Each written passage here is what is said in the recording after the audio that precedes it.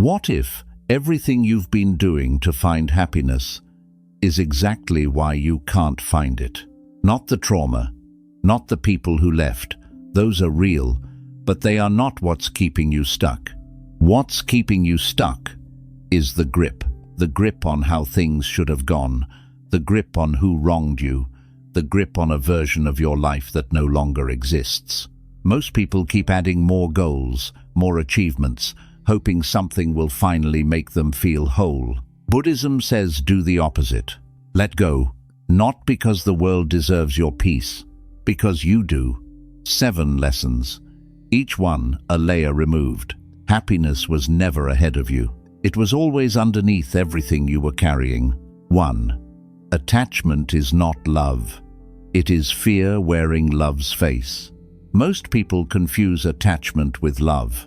They think holding on tightly is proof of how deeply they care. But Buddhism teaches something more honest. Attachment is not love, it is fear. Here is the difference. Love says, I want you to be happy, even if that means letting you go. Attachment says, I need you to stay exactly as you are, because without you, I fall apart. When you are attached to someone, you are not loving them freely. You are loving them from a place of fear, fear of loneliness, fear of emptiness, fear of losing control. And the moment they change, you suffer. Not because they did something wrong, but because you needed them to stay the same. The Buddha called this clinging upadana, the very root of suffering. Real love, in Buddhism, is metta-loving kindness that gives without grasping. It holds without squeezing. It cares without controlling. Ask yourself right now, is what you feel for someone love, or is it fear of losing them? Because the moment you stop needing them to complete you, the relationship becomes lighter. The love becomes real. Letting go is not abandonment. It is freedom, for them and for you. 2. You are not your thoughts. Stop defending a mind that lies to you. There is a voice in your head that never stops talking. It judges, it worries, it replays old conversations, it invents problems that do not exist yet. And, for most of your life, you have believed every single word it says. But Buddhism teaches one of the most freeing truths ever discovered. You are not your thoughts. You are the awareness watching them. Think about it. A thought appears, I am not good enough. You did not choose that thought, it simply arrived. So how can it be you? Most people are not living their lives. They are living inside a story their mind keeps telling about their life. A story full of old wounds, imagined threats, and borrowed fears. And because they never stop to question it, they suffer over things that exist only in their heads. The practice Buddhism offers is simple but powerful. Observe the mind, do not become it. Watch your thoughts like clouds passing across an open sky. Do not chase them. Do not fight them. Just watch and return to the present. Over time, you create space between the thought and your reaction, and in that space lives your freedom. You are not your anxiety. You are not your worst thoughts at 2 a.m. You are the one watching, and the watcher cannot be destroyed by what it watches. 3. Impermanence is not tragedy, it is the teaching. Everything ends. The good moments, the difficult ones, the people you love, the version of yourself you are right now. Everything is constantly changing, constantly passing away. Buddhism calls this anicca impermanence, and it is one of the most important truths you will ever sit with. Most people know this intellectually, but they do not live like it is true. They are blindsided by endings, devastated by change. They rage against the natural flow of life as if permanence was something they were promised and someone took away. But here is what Buddhism actually teaches. Impermanence is not the problem. Your resistance to it is. The cherry blossom is not beautiful despite the fact that it falls. It is beautiful because it falls. Its briefness is what makes it precious. And your life, every moment of it, carries that same quality, if you are willing to see it. When you truly accept that nothing lasts, something shifts. You stop taking people for granted. You stop sleepwalking through ordinary moments. You become present because you finally understand that this moment will not come again. Letting go becomes easier when you stop fighting what is natural. You stop asking rivers to flow backwards. You stop demanding sunsets to last forever. Impermanence is not here to break you. It is here to wake you up. 4. Forgiveness is not for them. It is the weight you put down. There is a burden millions of people carry every single day, and the heaviest part is that they chose to pick it up, and they can choose to put it down. That burden is unforgiveness. The mind stores pain with extraordinary precision. The betrayal, the harsh words, the person who left when you needed them most, the wound that was never acknowledged. Those memories are real. That pain was real. Buddhism never dismisses that. But Buddhism asks one honest question: who is still suffering? Not them. They moved on. They are living their life. You are the one replaying the scene at 3 a.m. You are the one whose chest tightens when their name appears. You are the one still living inside a moment that is long gone. The Buddha described unforgiveness like this: it is drinking poison and expecting the other person to die. You are not punishing them by holding on. You are punishing yourself. Forgiveness does not mean what they did was acceptable. It does not mean you return to them or pretend the wound never existed. It simply means you stop allowing that old pain to steal your present moment. You put down the weight, not for them, for you. Because every day you carry that grudge is a day your peace is held hostage by someone who may not even remember what they did. Let go. Reclaim yourself. The weight was never yours to carry forever. 5. The self you are defending does not exist.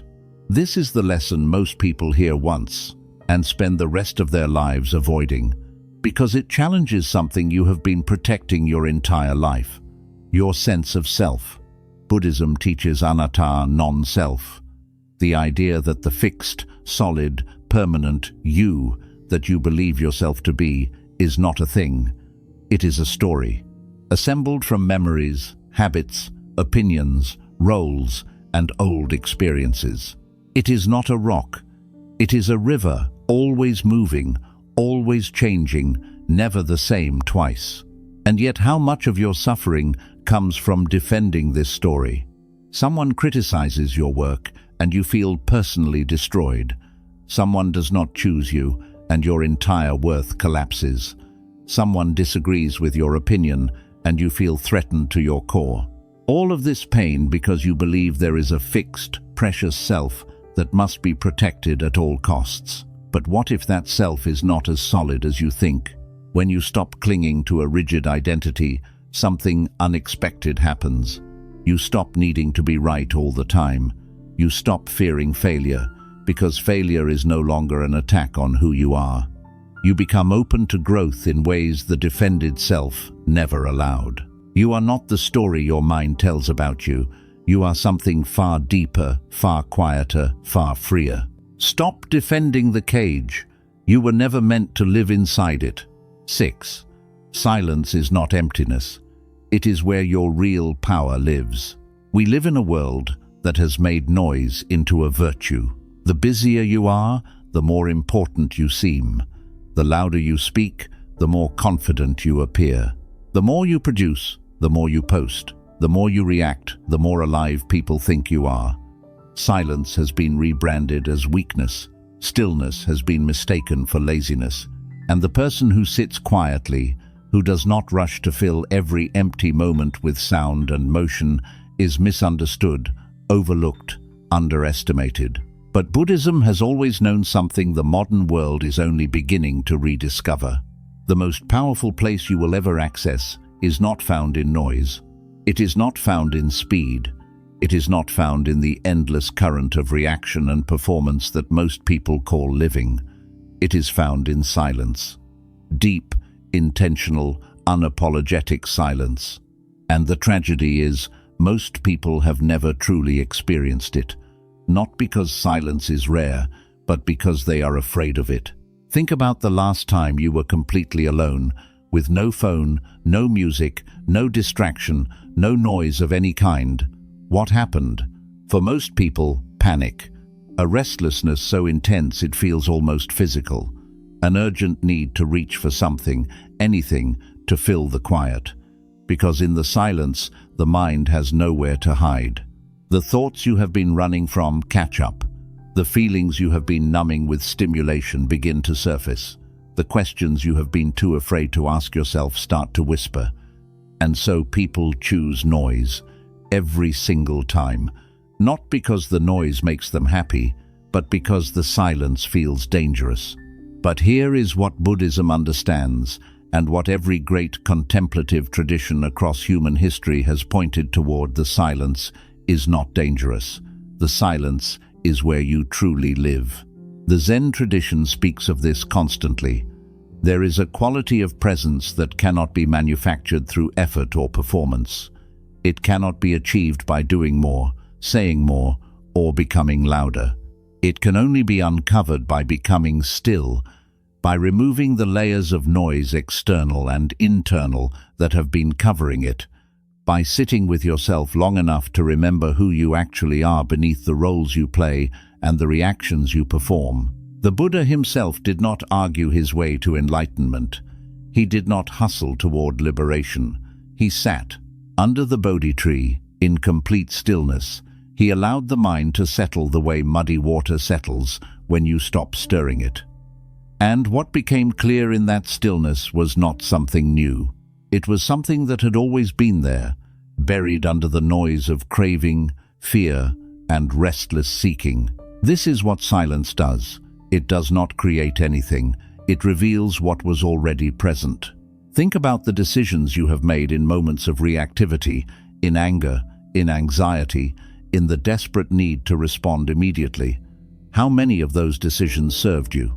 How many words spoken in those moments opened doors, and how many closed them? Now think about the rare moments when you paused, when you breathed, when you let the noise settle before you moved. The quality of what emerged from that stillness, was it not different? Was it not cleaner, sharper, truer? That is the intelligence of silence. It does not slow you down. It upgrades the quality of everything you do.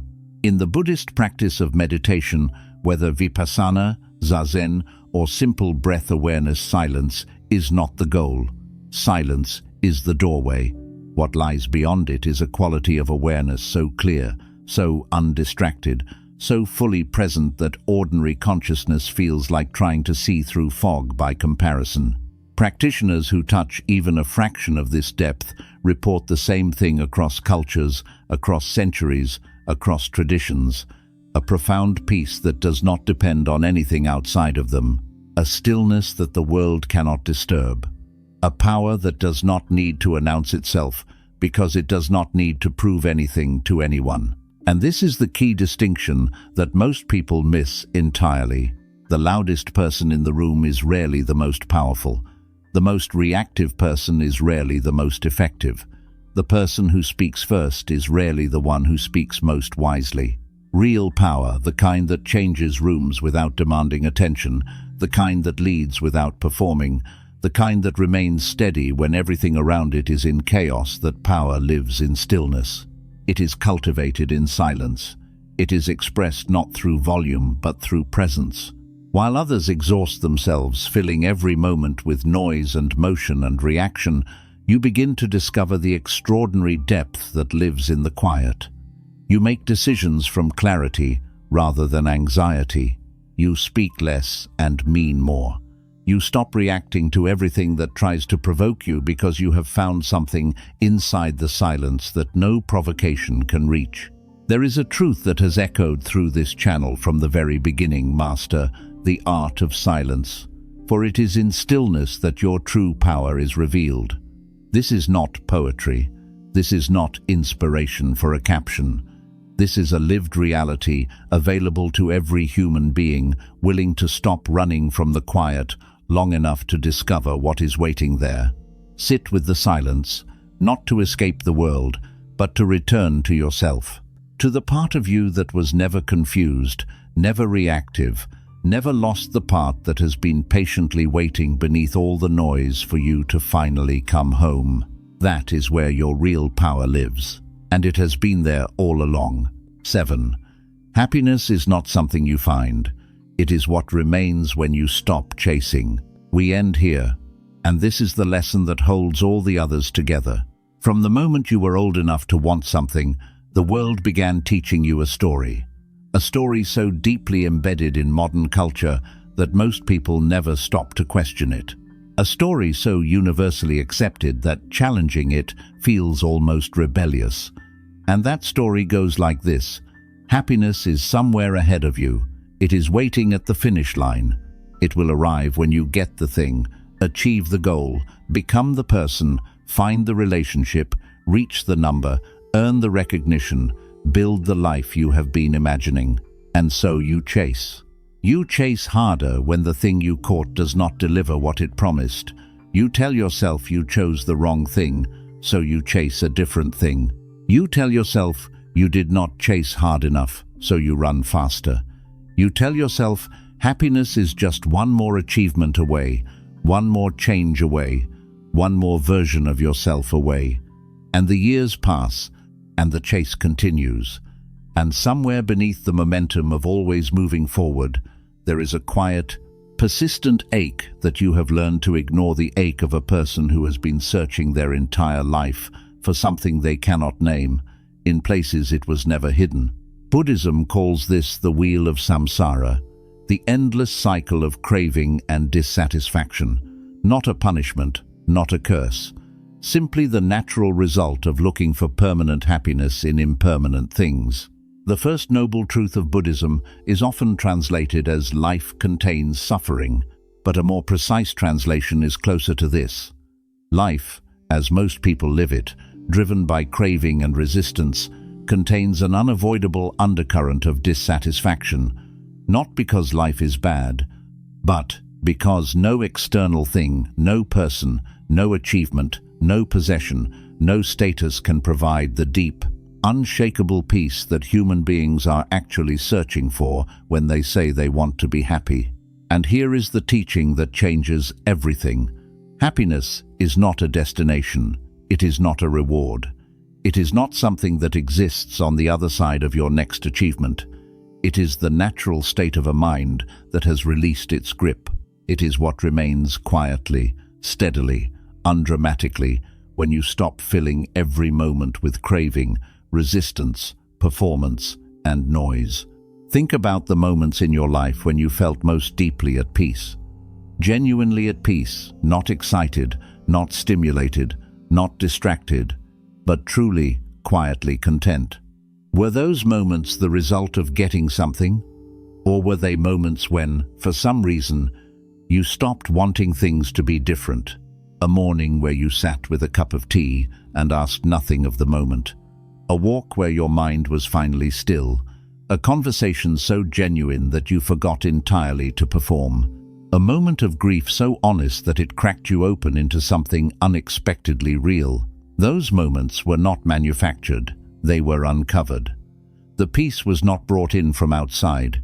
It was revealed when the noise of wanting temporarily stopped. This is what all 6 lessons before this one have been building toward. When you release attachment, lesson 1, you stop needing people and outcomes to behave in specific ways in order for you to feel okay. The constant low-level anxiety of managing everything and everyone begins to lift. And in that space, there is peace. When you stop identifying with your thoughts, lesson 2, you stop being dragged through every storm the mind generates. The suffering that came from believing every fearful, self-critical, catastrophic thought begins to quiet. And in that space, there is peace. When you accept impermanence, lesson 3, you stop spending your life in resistance to the natural current of change. The exhausting project of trying to hold everything still, to keep everything the same, to prevent loss at all costs begins to dissolve, and in that space, there is peace. When you forgive, lesson 4, You reclaim every ounce of energy that was being spent maintaining old wounds. The weight that was quietly poisoning your present moment is set down, and in that space there is peace. When you release the rigid self lesson 5, you stop being threatened by every challenge to your identity. The war between who you think you are and who life is asking you to become begins to end. And in that space there is peace. When you find silence, lesson 6, you stop running from yourself. You stop filling every quiet moment with distraction. You return to something underneath the noise that was always already calm. And in that space there is peace. Do you see the pattern? Every single lesson is a subtraction, not an addition. The path to happiness in Buddhism is not a path of acquiring, it is a path of releasing, of removing, one layer at a time, everything that has been standing between you and the peace that was present from the very beginning. This is what the great Zen master Shunryu Suzuki pointed toward when he spoke of beginner's mind, the mind that is open, uncluttered, unhardened by accumulated opinions and defended positions. A child does not need to achieve happiness. A child, in the right conditions, simply is happy because they have not yet built the elaborate structure of craving and resistance that adults spend their lives maintaining and suffering inside of. You were not born anxious. You were not born dissatisfied. You were not born with a mind that compares, judges, and chronically wants things to be different. Those were learned. And what is learned can be unlearned. What was constructed can be gently, patiently dismantled. This is the entire project of Buddhist practice. Not to become something you are not. Not to achieve a state that exists somewhere beyond your current experience. But to return slowly, honestly, with great patience and great compassion for yourself, to the natural peace that has always been your deepest nature. It will not happen in a day. It will not happen because you watched one video, or read one book, or had one powerful insight that rearranged everything. It happens the way rivers carve canyons gradually, consistently, through the patient application of presence over time. Every moment you choose awareness over reaction. Every moment you choose to breathe instead of chase. Every moment you sit with discomfort instead of running from it. Every moment you let something go that your old self would have gripped you are returning. A little more, a little closer. The happiness you have been searching for has not been waiting ahead of you. It has been waiting inside you, underneath the craving, underneath the fear, underneath the noise, underneath the story, underneath the performance, patient and undisturbed, unchanged by everything you have been through, waiting for the moment you finally stopped running long enough to feel it. That moment is not in the future. It is not after the next achievement, the next relationship, the next version of yourself. It is right now, in this breath, in this stillness, in this letting go. Take a breath. Release what you are holding, and notice quietly, without fanfare, without drama, what remains. That is happiness. That is what you were always looking for, and it was here the whole time. 8. The person you keep waiting to become is already here. There is a quiet tragedy playing out in the lives of millions of people, and it is so common, so normalized, so deeply woven into the fabric of modern thinking that almost nobody names it for what it truly is. The tragedy is this: most people are not living their lives, they are rehearsing for them. They are waiting to feel ready, waiting to lose the weight, finish the degree, heal the wound, save the money, find the courage, reach the milestone, become the version of themselves they have decided is the one that deserves to finally show up fully. They have constructed in their minds an idealized future self, more confident, more healed, more disciplined, more worthy, and they have made a silent agreement with themselves that real living begins when they arrive at that person. And so the present moment, this moment, the only moment that has ever actually existed, is treated as a waiting room, a temporary inconvenience between where they are and where they are going. Something to be endured rather than inhabited. Something to be improved rather than experienced. Buddhism looks at this pattern with tremendous compassion and tremendous clarity, because what this pattern really reveals is one of the deepest and most painful forms of self-rejection available to a human being.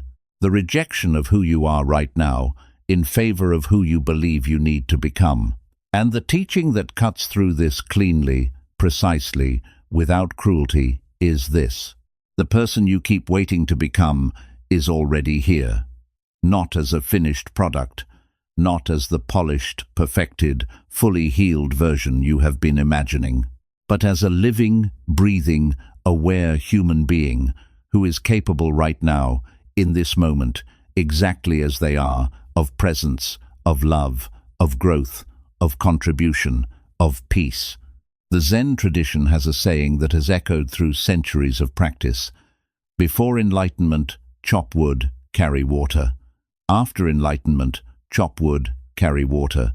The activities do not change. The person doing them does not suddenly become unrecognizable. What changes is the quality of presence they bring to the ordinary moments of their life. What changes is that they stop waiting for life to become something worth showing up for, and they begin showing up for the life that is already happening. This is one of the most radical acts of letting go available to you. Letting go of the future self you have been using as a condition for your own worthiness. Letting go of the story that says you are not enough yet, that you are not ready yet, that the real version of you is still under construction and the world will have to wait until the renovation is complete. Because here is what that story costs you. Every day you spend waiting to become someone else is a day you did not live as yourself. Every moment you spend rehearsing for a future that may never arrive is a moment you were not present for the life that was actually unfolding in front of you. The conversations you half engaged with because your mind was elsewhere. The beauty you walked past because you were too busy planning. The person sitting across from you that you did not truly see because you were inside your head, managing your inadequacy, running the comparison, calculating the distance between who you are and who you think you are supposed to be. That distance is the source of enormous suffering, and it is entirely constructed. The Buddha taught tathata, suchness, the quality of things exactly as they are, without the overlay of judgment, without the filter of how they should be, without the resistance of wishing they were different. To experience suchness is to meet reality directly, including the reality of yourself, not the self you are building toward, not the self you were before everything went wrong, the self that is here, now, breathing, aware, imperfect, unfinished, and utterly, completely sufficient for this moment. Sufficiency is the word that most people in the modern world have the hardest time accepting in relation to themselves. We live in a culture of optimization, of constant upgrading, of metrics and benchmarks, and the relentless measurement of where you stand against some imagined standard of what a fully realized human being looks like. And that culture, for all the productivity it generates, produces something else alongside the achievement. It produces a chronic, grinding sense of not enoughness that follows people from goal to goal, from achievement to achievement, whispering that the finish line keeps moving, that the version of themselves they are chasing is always just slightly out of reach. Buddhism does not tell you to stop growing. It does not ask you to abandon ambition or settle for less than you are capable of. It asks something far more precise and far more challenging than that. It asks you to grow from a place of wholeness rather than a place of lack. To pursue your potential not because you are broken and need fixing, but because you are alive, and aliveness naturally expresses itself through expansion, through creativity, through the desire to contribute something meaningful to the world. There is a profound difference between a person who works hard because they are running from the shame of being not enough, and a person who works hard because they are expressing the fullness of what they are. The first person is driven by fear. The second is moved by love. The first person arrives at every achievement already exhausted, already scanning the horizon for the next thing to chase. The second person arrives present, able to receive what they have built, to rest in it genuinely, before moving forward with renewed clarity. Which one are you, and which one do you want to become? Because here is the truth that Buddhism offers, quietly and without judgment. You cannot think your way into self-acceptance. You cannot achieve your way into worthiness. You cannot earn the right to be present in your own life by first becoming someone better. The permission you are waiting for, the signal that you are finally enough to show up fully, will never come from outside you. It was never coming from outside you. It has to come from the only place it has ever been available. From within. From the decision, not the feeling. The decision to stop postponing your own presence. To stop treating yourself as a project that needs to be completed before it deserves to be lived in. Think about the things you have been waiting to do until you feel ready. The conversation you have been postponing until you are stronger. The creative work you have been delaying until you are more skilled. The love you have been withholding from yourself until you are more worthy of it. The life you have been putting on hold until the version of you that deserves it finally shows up. What if you did not wait? What if the readiness you are looking for is not a feeling that arrives before you begin, but a quality that develops because you began? What if courage is not the absence of fear, but the decision to move while afraid?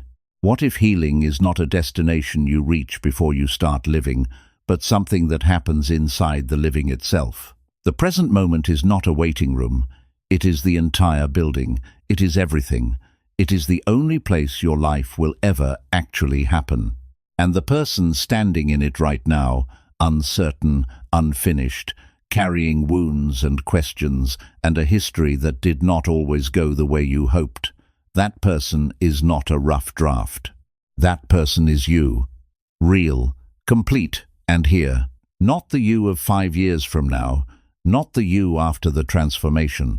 Not the you that emerges when everything finally lines up the way you planned. The you of right now, reading this, breathing this, feeling whatever you are feeling in this moment, is the only you that has ever existed, and that you is enough. Not because you have nothing left to learn or nowhere left to grow, but because presence does not require perfection. Showing up does not require being finished. The greatest letting go of all, the one that makes every other letting go possible, is letting go of the idea that you need to be different from what you are in order to begin. You do not need to wait any longer. You are not behind. You are not too late. You are not too broken, too ordinary, too far from where you think you should be.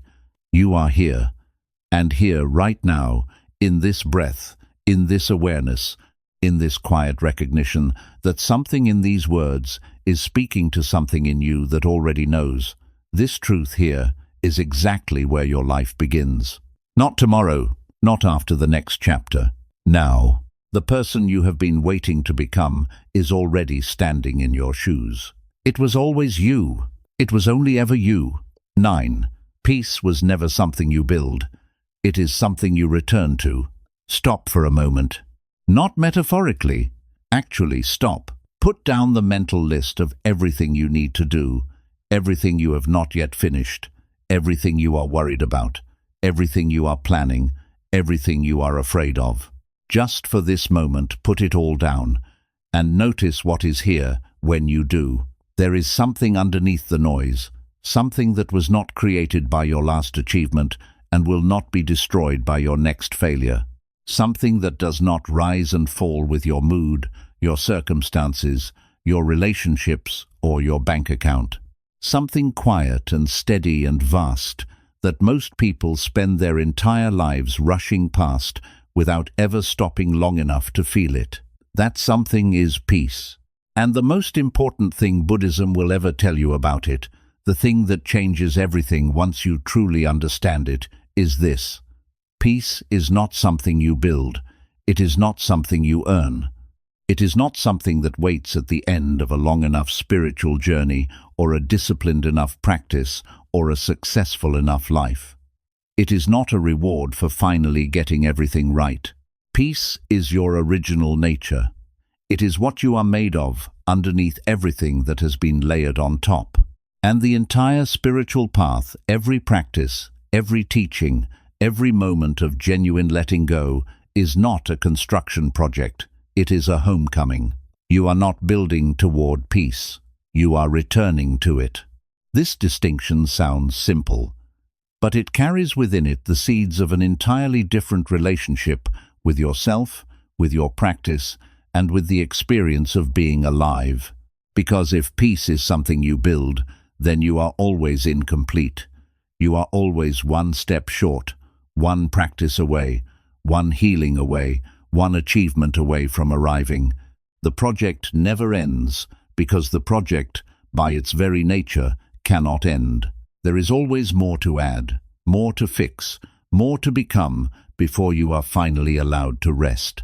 But if peace is something you return to, if it is already present, already whole, already waiting beneath the layers of thought and craving and fear and story, then the entire orientation of your life shifts. You are no longer a broken thing trying to become whole. You are a whole thing that has temporarily forgotten its wholeness. And the practice is not addition, it is remembrance. The Buddhist concept of Buddha nature Tathagata Garbha in Sanskrit points directly at this. Every sentient being, without exception, carries within them the seed of awakening, not as a potential that must be cultivated from nothing, but as an inherent quality that is obscured by the clouds of ignorance and craving and revealed when those clouds begin to part. The sun does not need to be created when the clouds move. It was always shining. The clouds were the only thing that made it seem absent. Your peace is the sun.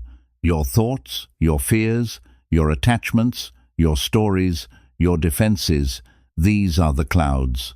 And the entire practice of letting go is simply the process of allowing the clouds to pass without chasing them, without feeding them, without believing so completely in the storm that you forget the sky.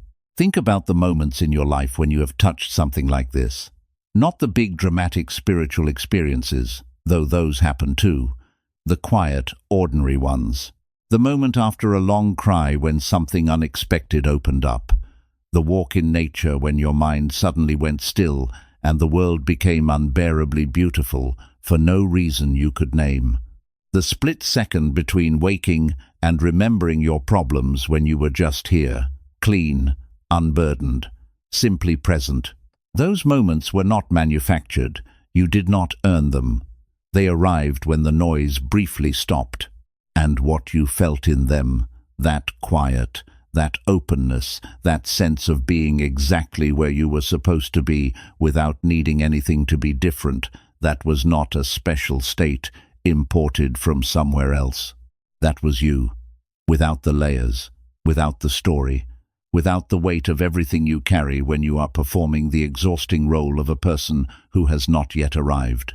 That is peace, and it is always there, underneath everything, patient as stone, vast as sky. But here is where the teaching deepens, because recognizing that peace is your nature is one thing.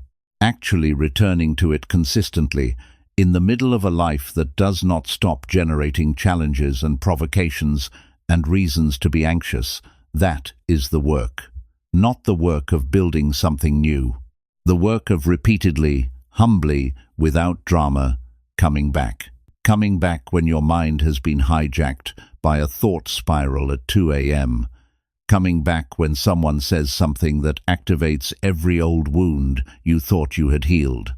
Coming back when the project fails, when the relationship ends, when the body hurts, when the future looks uncertain, when the ground beneath you shifts and everything you were relying on proves impermanent. Coming back when you have been away for days, for weeks, for months lost in the noise, convinced you had somehow lost the path entirely. You have not lost the path. You cannot lose the path, because the path is not a road that exists outside of you. It is the act of returning itself. Every single moment of genuine coming back, no matter how small, no matter how brief, no matter how many times you have had to do it before, is the path, is the practice, is the progress. The Tibetan Buddhist teacher Pema Chodron speaks of this with extraordinary tenderness.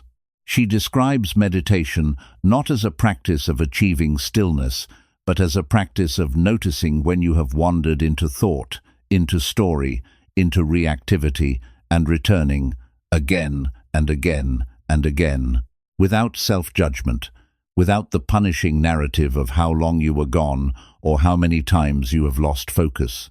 Simply noticing and returning, noticing and returning, thousands of times, 10,000 times, as many times as it takes. And here is what she points out that most people miss entirely. The noticing itself is the awakening. The moment you realize you have been lost in a thought is not a failure. It is a moment of pure awareness. It is the sun briefly appearing between clouds. It is peace announcing itself by contrast, by the simple fact that something in you recognized the difference between being present and being lost. That recognition is not small. That recognition is everything, because it means you are never as far from peace as you feel when you are lost in the noise. The very fact that you can feel the difference, the very fact that something in you knows when you are present and when you are not, means the peace is already there, already accessible, already closer than your next breath.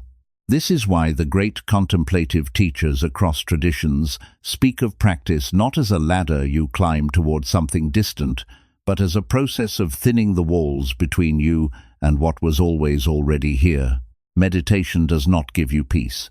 It removes, gradually and gently, the habitual patterns of thought and reactivity that were blocking your natural access to it.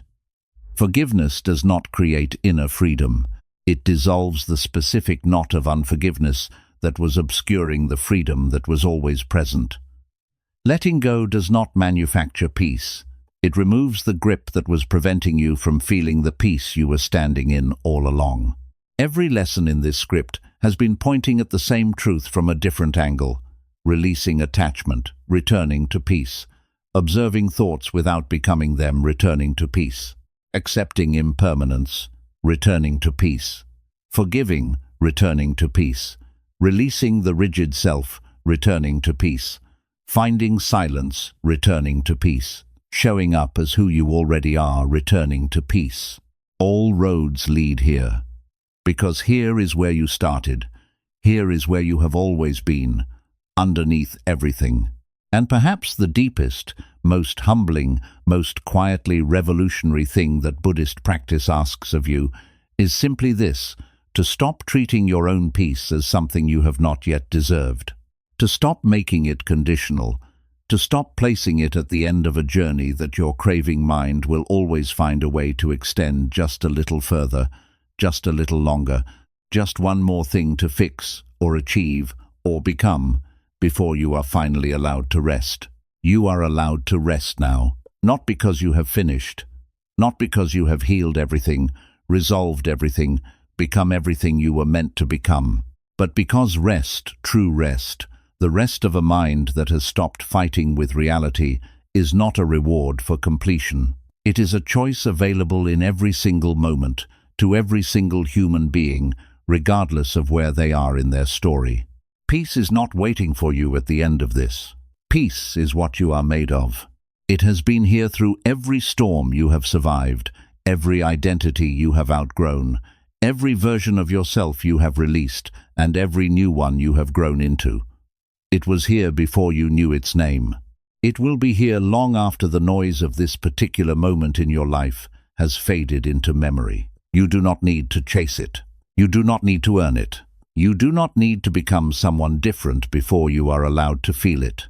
You only need to stop, to breathe, to release, even for one moment, the grip of everything you have been carrying, and to notice, in the quiet that opens up when you do, what has always been waiting there. Still, steady, whole. That is peace. That is home. And you are already there. You were always already there. Come back. again and again and again. This is the entire path.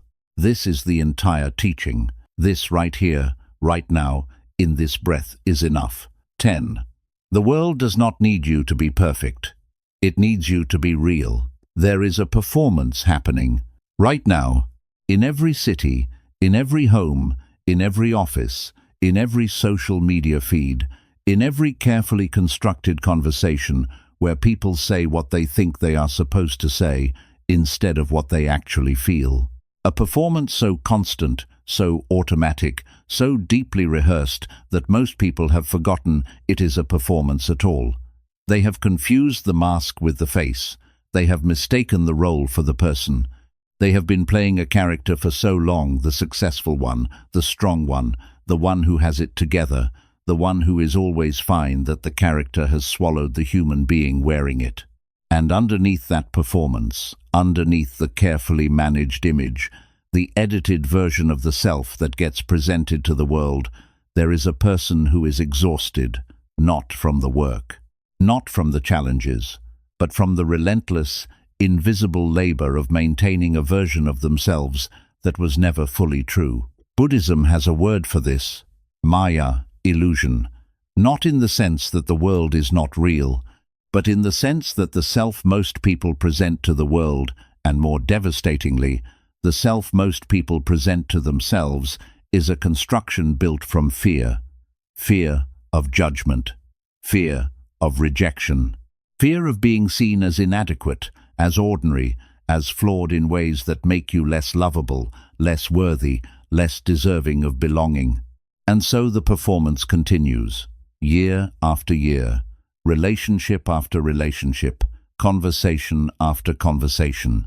The real person, the uncertain one, the tender one, the one with doubts and contradictions and wounds that have not fully healed, stays hidden, waiting for a moment that feels safe enough to emerge, waiting for permission that never quite arrives. This lesson is about that permission, and where it actually comes from. The Buddha's own life story carries within it a teaching about authenticity that is rarely discussed with the depth it deserves. Before his enlightenment, Siddhartha Gautama tried everything the world told him should lead to liberation. He tried extreme indulgence, living as a prince, surrounded by every pleasure, every comfort, every luxury available to a man of his station. And he found it hollow. He tried extreme asceticism, denying the body almost to the point of death, following teachers who taught that liberation came through suffering and deprivation, and he found that hollow too. It was only when he abandoned both performances, the performance of the perfectly contented prince and the performance of the perfectly disciplined ascetic, that he found the middle way. Not the path that looked most impressive, not the path that earned the most admiration, the path that was most true. Authenticity, in the Buddhist sense, is not simply about being honest with other people. It goes far deeper than that. It is about being honest with yourself, about what you actually feel, what you actually believe, what you actually need, what you are actually afraid of. It is about dropping the internal performance first, the one where you convince yourself you are more certain than you are, more healed than you are, more at peace than you are, before you can ever hope to drop the external one. And this is where so many people on the spiritual path get stuck in a particularly subtle trap. They replace one performance with another. They trade the performance of worldly success for the performance of spiritual attainment. They speak the language of peace while running from their pain. They post about letting go while clinging furiously in private. They project an image of equanimity to the world, while their inner life is still turbulent, still unexamined, still full of the raw, unprocessed material of a human being who has not yet allowed themselves to be fully seen, even by themselves.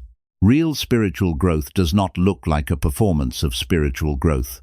It looks like a person becoming more honest, more tender, more willing to say, "I do not know," more willing to admit, "I am struggling with this," more willing to sit with the discomfort of being imperfect in front of other people, without immediately moving to manage their perception of you.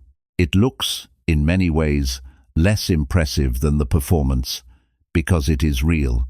And real things, unedited, unpolished, still in process, do not always photograph well. They do not always make for inspiring captions. They do not always generate the validation that the performing self was living on. But they do something far more valuable than generate validation. They generate connection. Real, nourishing, life-sustaining connection, the kind that the performing self can never access. Because connection requires two real people to be present, and the performing self only ever offers a carefully edited representative. Think about the relationships in your life that have meant the most, the ones that have genuinely sustained you, genuinely changed you, genuinely made you feel less alone in the experience of being human. Were those relationships built on impressiveness?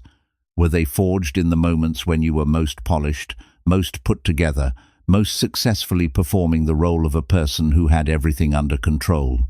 Or were they built in the other moments? The moments when something cracked open, when the performance slipped and something true came through, when you said something vulnerable and the other person said, "Me too," when you admitted you were lost and someone sat down beside you in the lost place instead of handing you a map and moving on, when the mask came off, even briefly, and what was underneath it turned out to be not shameful but human, and therefore recognizable, and therefore loved. Those moments are what people are starving for. Not perfection, realness, not the highlight reel, the honest story, not the person who has figured everything out, the person who is willing to be seen while still figuring it out. The Zen concept of Shoshin beginner's mind speaks directly to this. The beginner's mind is open. It does not pretend to know what it does not know. It approaches experience with curiosity rather than the defended expertise of someone who needs to appear knowledgeable. It is willing to be wrong, willing to be surprised, willing to discover that everything it thought it understood was only a partial view of something far vaster and more complex than it imagined. This quality, this willingness to not know, to not perform certainty, to show up as a genuine beginner in the face of life's unending complexity, is not weakness. In the Zen understanding, it is the very quality that allows genuine learning, genuine growth, genuine encounter with reality as it actually is, rather than reality as you have decided it must be. The expert mind is closed. It has already categorized, already judged, already decided. It moves through the world confirming what it already believes, defending what it has already concluded, performing the competence it has decided is its identity. It cannot be surprised. It cannot be genuinely moved. It cannot learn what it is not already willing to know. The beginner's mind, the real mind, the honest mind, the mind that has let go of the performance of expertise, is endlessly open, endlessly available to the actual texture of experience, endlessly capable of being changed by what it encounters. And here is the thing about authenticity that most people do not expect. It is not just more honest, it is more powerful. There is a quality of presence that genuine people carry that no performance can replicate. You have felt it. You have been in the presence of someone who was simply, completely, unapologetically themselves, not performing, not managing, not editing, and you felt something in their presence that you could not quite name, but could not deny. A solidity, a warmth, a sense that this person was actually here, actually with you, not somewhere else managing their image while their body occupied the room. That quality is not charisma in the conventional sense. It is not confidence built from achievement or status. It is something older and deeper than that. It is the natural authority of a person who is not at war with themselves. The natural magnetism of someone who has nothing to hide because they have accepted everything they are.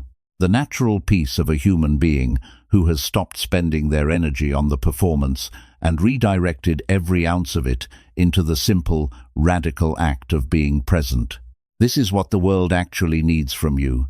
Not your perfected version, not the you that has resolved every contradiction, healed every wound, and arrived at some imagined state of complete spiritual polish. The world needs the you that is here right now, uncertain in some places, wounded in others, still growing in ways you cannot yet fully see, still learning things that life has not yet finished teaching you. Because that you, the real one, the unfinished one, the honest one, is the only you that can actually reach another human being. The perfect version of you connects to no one. It intimidates some, inspires envy in others, and leaves everyone feeling slightly more inadequate in its wake. But the real version of you, the one that admits its struggles, that shows its process, that speaks from the place of genuine experience rather than performed wisdom, that version creates something the perfect version never could. It creates permission. Permission for other people to be real too. Permission for the person watching, reading, listening, the one who has been secretly convinced that everyone else has figured out something they have not, to exhale, to recognize themselves, to feel, perhaps for the first time in a long time, that they are not uniquely broken, that the uncertainty they carry is not a personal failing but a universal human condition, that the gap between who they are and who they thought they were supposed to be is not a measure of their inadequacy, it is simply the space where growth happens. Your authenticity is an act of service. Your willingness to be real, truly real, uncomfortably real, imperfectly and honestly real is one of the most generous things you can offer to a world that is drowning in performance and starving for truth.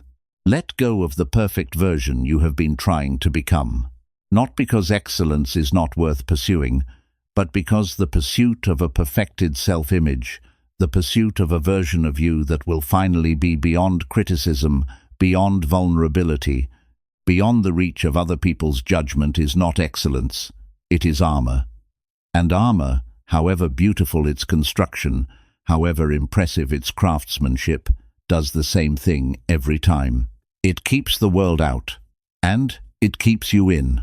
Take it off, not all at once, not in a single dramatic gesture of radical vulnerability that itself becomes a performance.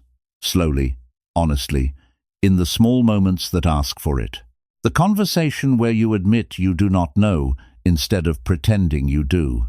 The relationship where you say what you actually feel instead of what you think you are supposed to feel. The quiet moment alone where you stop telling yourself the story of how you are supposed to be and simply, honestly, gently, without judgment, acknowledge who you actually are today. That is where it begins. Not in the grand gesture, in the small, honest moment, in the micro-act of choosing reality over performance, truth over impression, presence over image. The Buddha did not become enlightened by becoming perfect. He became enlightened by becoming completely, ruthlessly, compassionately honest with himself, about the nature of the mind, and the nature of suffering, and the nature of the path that leads through it. That honesty is available to you, right now, exactly as you are. The world does not need another performance. It needs your presence. It needs your truth. It needs the version of you that exists not in the future. After all the work is done, and all the wounds are healed, and all the rough edges have been polished smooth, but the version of you that is breathing right now, feeling what you are actually feeling right now, carrying what you are actually carrying right now. That person, uncertain, unfinished, real, is not a disappointment. That person is the gift. You are not too much. You are not too broken.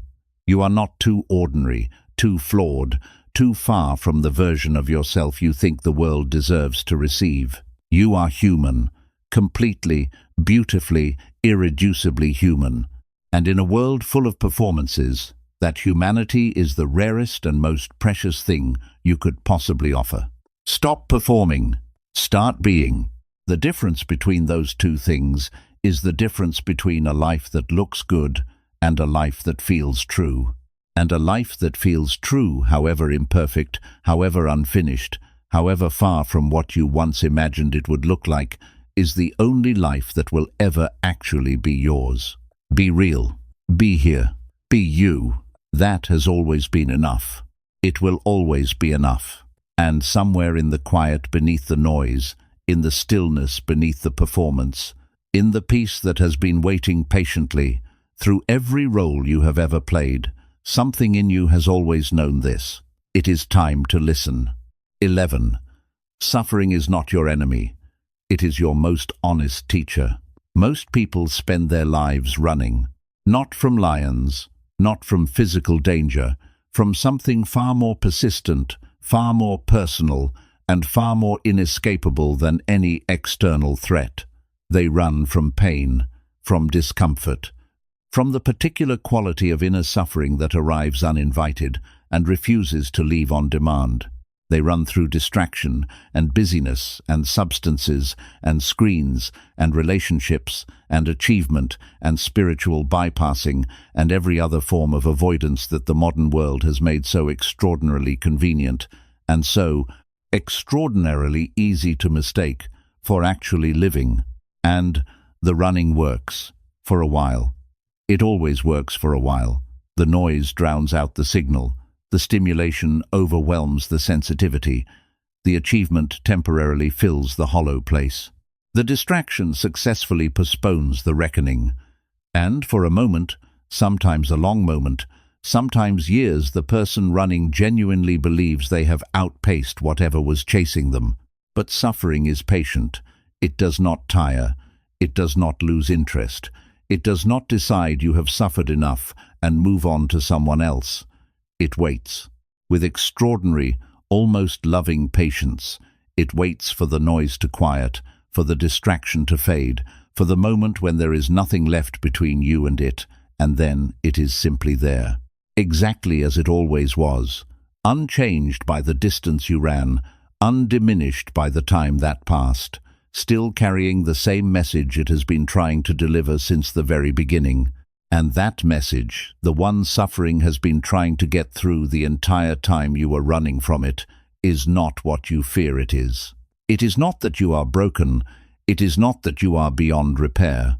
It is not that the pain will last forever, or that you are uniquely, permanently damaged in ways that put you beyond the reach of peace or healing or joy. Suffering does not carry that message. That message is the story your frightened mind wraps around the suffering, a story far more painful than the suffering itself.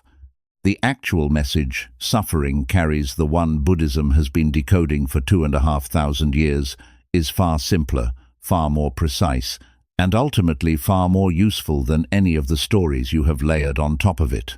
Suffering is a signal. It is the most honest, most direct, most impossible to falsify feedback system available to a human being. It points always, without exception, with absolute reliability, at the places where you are in conflict with reality, where you are clinging to something that is changing, where you are demanding something from life that life is not designed to provide, where you are running a story about yourself or the world that is not true, where there is a wound that has not yet been seen clearly enough to be healed, where there is a pattern of thought or behavior that is costing you more than it is giving you, where there is something in you, in your life, in your relationship with yourself and the world that is asking to be looked at honestly and met with compassion. Every form of suffering, without exception, is pointing at something. And the only question that matters, the only question that transforms suffering from a punishment into a teacher, is not, how do I make this stop? It is, what is this showing me? The Buddha's first noble truth, dukkha, the truth of suffering, is often misunderstood as pessimism, as if Buddhism begins by declaring that life is bad, that existence is misery, that the human condition is fundamentally hopeless. This is a profound misreading. The first noble truth is not a declaration of despair. It is an act of radical honesty. It is the first step of a diagnosis, and like all accurate diagnoses, it is not the bad news. It is the beginning of the cure. A doctor who refuses to acknowledge that you are sick cannot help you. A spiritual path that insists everything is fine when everything is not fine cannot lead you anywhere real. The Buddha's willingness to look directly at suffering, to name it clearly, to examine it without flinching, to trace it back to its causes with the precision of a master surgeon, was not a counsel of despair. It was an act of extraordinary courage and compassion. It was the first honest thing anyone had ever said to a humanity that had been managing its pain with every available distraction since the beginning of recorded history. Look at the suffering. Do not run. Do not manage. Do not perform equanimity you do not feel, or pretend to a peace that has not yet arrived.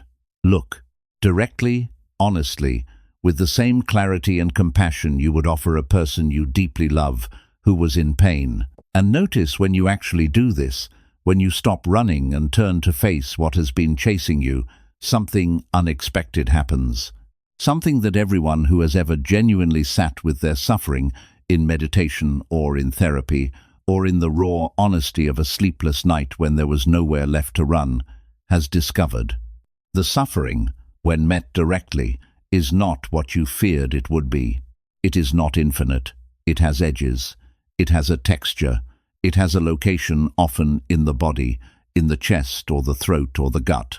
And when you find that location and simply place your attention there, without trying to change it or fix it or make it mean something, something begins to shift. Not always immediately, not always dramatically, but something moves, something softens. The thing that felt like a wall turns out to be a door. The thing that felt like it would destroy you turns out to be survivable, and more than survivable, informative, clarifying, even, in its strange way, relieving. Because there is a specific kind of exhaustion that comes from running from your own inner life. A tiredness that no amount of sleep repairs. A depletion that accumulates not from effort, but from the constant vigilance required to keep certain feelings, certain memories, certain truths at a safe distance. And when you finally stop running, when you finally turn around and allow what has been chasing you to catch up, that exhaustion begins to lift. Not because the pain disappears, but because the running stops.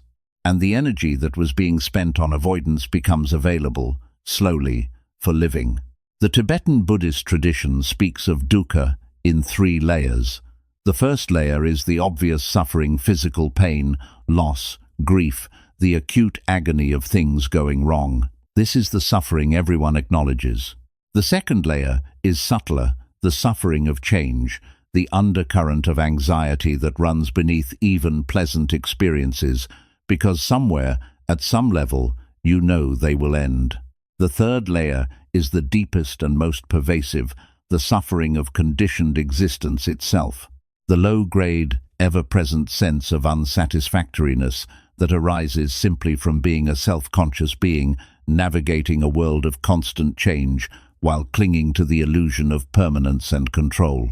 Most people are aware of the first layer and occasionally glimpse the second.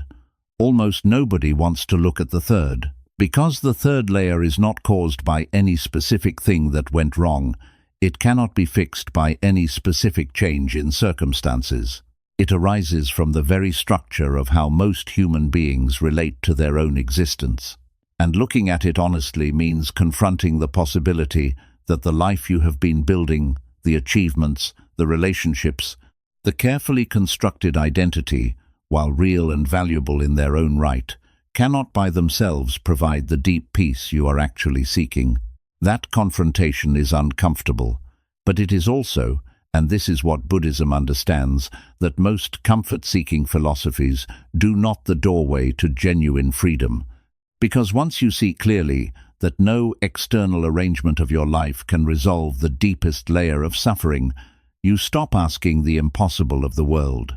You stop demanding that circumstances be arranged in the specific way required for you to feel okay. You stop outsourcing your peace to things that were never equipped to provide it.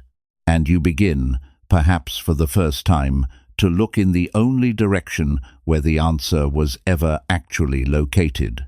Inward, not in a navel-gazing, self-absorbed way that uses introspection as another form of avoidance, but in the direct, honest, unflinching way of a person who has finally decided to stop being afraid of their own inner life. Who has decided that whatever is in there, however painful, however ugly, however far from the image they have been maintaining, is worth knowing, is worth meeting, is worth sitting with until it reveals what it has been trying to say all along. This is what meditation is, at its deepest level. Not a relaxation technique, not a productivity hack, not a way to feel better without changing anything. It is a deliberate, disciplined practice of turning toward your own experience, including the painful parts, including the parts you would rather not see, including the raw, unprocessed material of a human life that has not always gone the way you hoped, and meeting it with clear, compassionate, unwavering attention. And what that attention does over time, with patience, with the kind of gentle persistence that does not force but does not abandon, is extraordinary. It does not eliminate suffering, but it transforms your relationship with it entirely. Suffering stops being something that happens to you and becomes something you move through. It stops being a verdict on your worth and becomes information about your patterns. It stops being evidence that something is permanently wrong with you and becomes the most reliable guide you have ever had toward the places in yourself that are asking for healing, for honesty, for the compassionate attention that perhaps nobody gave them when they were first formed. Every wound you carry was created in a moment when something painful happened, and there was not enough safety, not enough support, not enough inner resource to fully process it. And so it was stored, compressed, pushed below the threshold of daily awareness, covered over with whatever coping mechanism was available at the time. And there it has lived, shaping your responses, driving your patterns, informing your fears, generating the suffering that keeps arriving in different forms, but always pointing at the same unhealed place. When you turn toward that place, when you stop running and start looking, you are doing for yourself what perhaps nobody did for you in the original moment of wounding. You are providing the safety, the attention, the compassionate presence that allows the stored pain to finally move, to finally be felt fully, to finally complete the process of being experienced that was interrupted all those years ago. This is not comfortable. It is among the most demanding things a human being can do. To sit with your own pain without running, without numbing, without the performance of having it together, to simply be present with what is, including the parts of what is that hurt, requires a quality of courage that is rarely celebrated, but is, in the Buddhist understanding, among the highest expressions of human dignity available. The Pali word virya, often translated as energy or effort in the context of Buddhist practice, refers specifically to this quality. The courageous, sustained, wholehearted engagement with your own experience that does not turn away from difficulty. That shows up for the practice even when the practice is uncomfortable. That continues to look even when what it sees is not pleasant. That trusts not blindly, but based on the direct experience of everyone who has ever genuinely walked this path, that the looking itself is healing, that the meeting is the medicine, that the willingness to feel what you have been afraid to feel is not the beginning of falling apart, but the beginning of coming together. And here is perhaps the most paradoxical, most counterintuitive, most genuinely surprising thing that Buddhism reveals about suffering, something that you cannot understand intellectually, that can only be discovered through direct experience, but that every serious practitioner eventually encounters and is changed by. When you stop running from suffering and turn to meet it with full, open, compassionate attention, when you let it be exactly what it is without resistance, without the story of why it should not be happening, without the demand that it stop something, in it begins to transform. Not because you forced the transformation, not because you applied some technique to make it go away, but because suffering, like all experiences, is not a solid fixed thing. It is a process. It is energy moving through awareness. And energy that is met with open, non-resistant attention moves differently than energy that is met with fear and avoidance and the desperate demand that it stop. Met with resistance, suffering hardens, it compresses, it becomes a knot, a wall, a stone in the chest that grows denser with every year of avoidance. Met with open attention, with the quality of presence that says, I see you, I am not afraid of you, I am willing to feel you fully, it begins, gradually, to move, to flow, to reveal its nature as something passing rather than something permanent. Something that was always trying to move through you, not take up permanent residence in you, and was only stuck because you kept running before it could complete its passage. This is what the mystics mean when they say that the only way out is through. Not through as in enduring, white-knuckling, gritting your teeth and surviving. Through as in genuinely, openly, honestly, moving through the experience itself, feeling it fully, meeting it directly, allowing it to be exactly what it is, until it has said what it came to say, and can finally, mercifully, move on. Your suffering is not your enemy. It is the most honest voice in your life.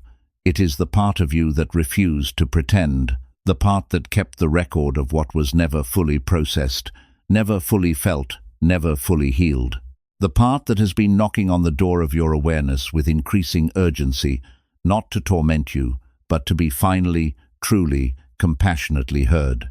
Hear it, not with fear, not with the braced, defensive hearing of someone waiting for confirmation of their worst suspicions about themselves, but with the open, curious, compassionate hearing of someone who genuinely wants to know what is true, even when the truth is uncomfortable, especially when the truth is uncomfortable. Because uncomfortable truths, fully met, have a quality that comfortable illusions never possess. They set you free. Turn around. Stop running. Face what has been following you, and discover, as everyone who has ever had the courage to do this has discovered, that what was chasing you was not trying to destroy you. It was trying to heal you. It was trying to bring you home. It was trying, with the only voice available to it, to deliver the message that no distraction, no achievement, no performance, no amount of running could ever silence the message that your own deepest nature has been sending since the very beginning of your journey. You are worth knowing. You are worth healing. You are worth the full, honest, courageous attention of your own awareness.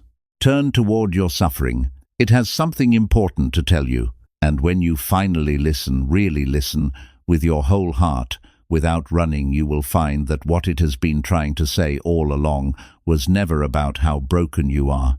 It was always about how whole you could become, if only you would stop running long enough to let it show you the way. 12. You were never meant to carry all of this alone. There is a particular kind of loneliness that has nothing to do with being physically alone. It is the loneliness of the person surrounded by people, friends, family, colleagues, followers, an entire architecture of social connection, who still goes to sleep at night feeling fundamentally unseen, fundamentally unknown, carrying something heavy and wordless and private that they have never fully shared with another human being, not because the people around them are incapable of understanding, but because somewhere along the way in childhood, in a relationship that ended badly, in a moment of vulnerability that was met with judgment or dismissal or uncomfortable silence, they learned something that lodged itself so deeply it began to feel like truth. They learned that they were too much or not enough, or that their pain was an imposition, or that needing help was weakness, or that the safest version of themselves was the contained, self-sufficient, never visibly struggling version that asked nothing of anyone and gave the impression of having everything quietly under control. And so they built walls, not the dramatic walls of someone who announces their isolation, the invisible walls of someone who is warm and generous and present with everyone around them, and yet somehow never fully arrives, never quite lets anyone close enough to see the unedited version. never quite allows the relationship to move past a certain depth, never quite trusts enough to say, I am struggling, I am lost, I am carrying something I do not know how to carry alone, I need help. Buddhism meets this with a teaching that is both ancient and urgently relevant to the particular epidemic of isolation that defines modern life. It is the teaching of Sangha community, and it is not a peripheral teaching, not a nice addition to the real spiritual practice. In the Buddhist tradition, Sangha is one of the three jewels alongside the Buddha and the Dharma, the teaching itself one of the three foundational refuges of the entire path. Not an optional extra, a refuge, a place of safety, a necessary condition for the journey. The Buddha understood something about human beings that centuries of individualistic culture have worked very hard to make us forget that we are not designed for isolation, that the human nervous system, the human heart, the human capacity for growth and healing and genuine transformation, none of these function optimally in solitude. They function in relationship. They are activated by genuine connection.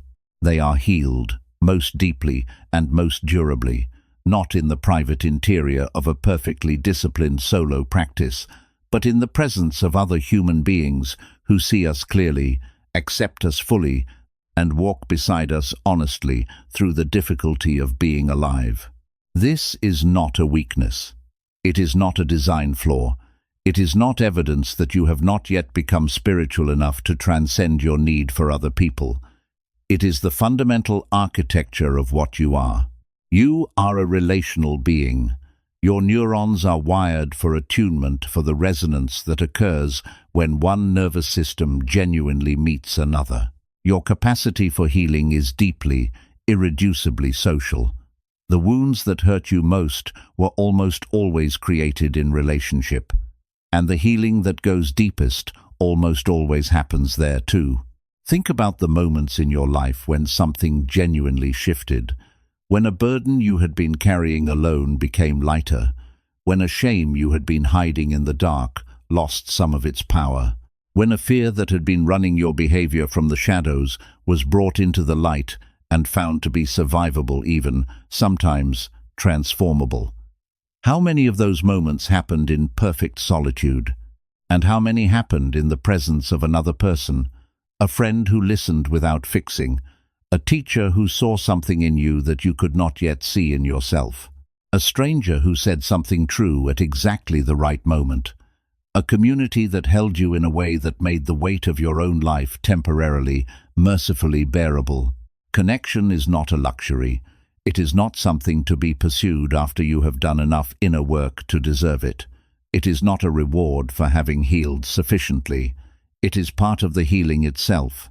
It is part of the path. It is, in ways that the isolated, self-sufficient, walls-up version of modern spirituality rarely acknowledges, absolutely essential.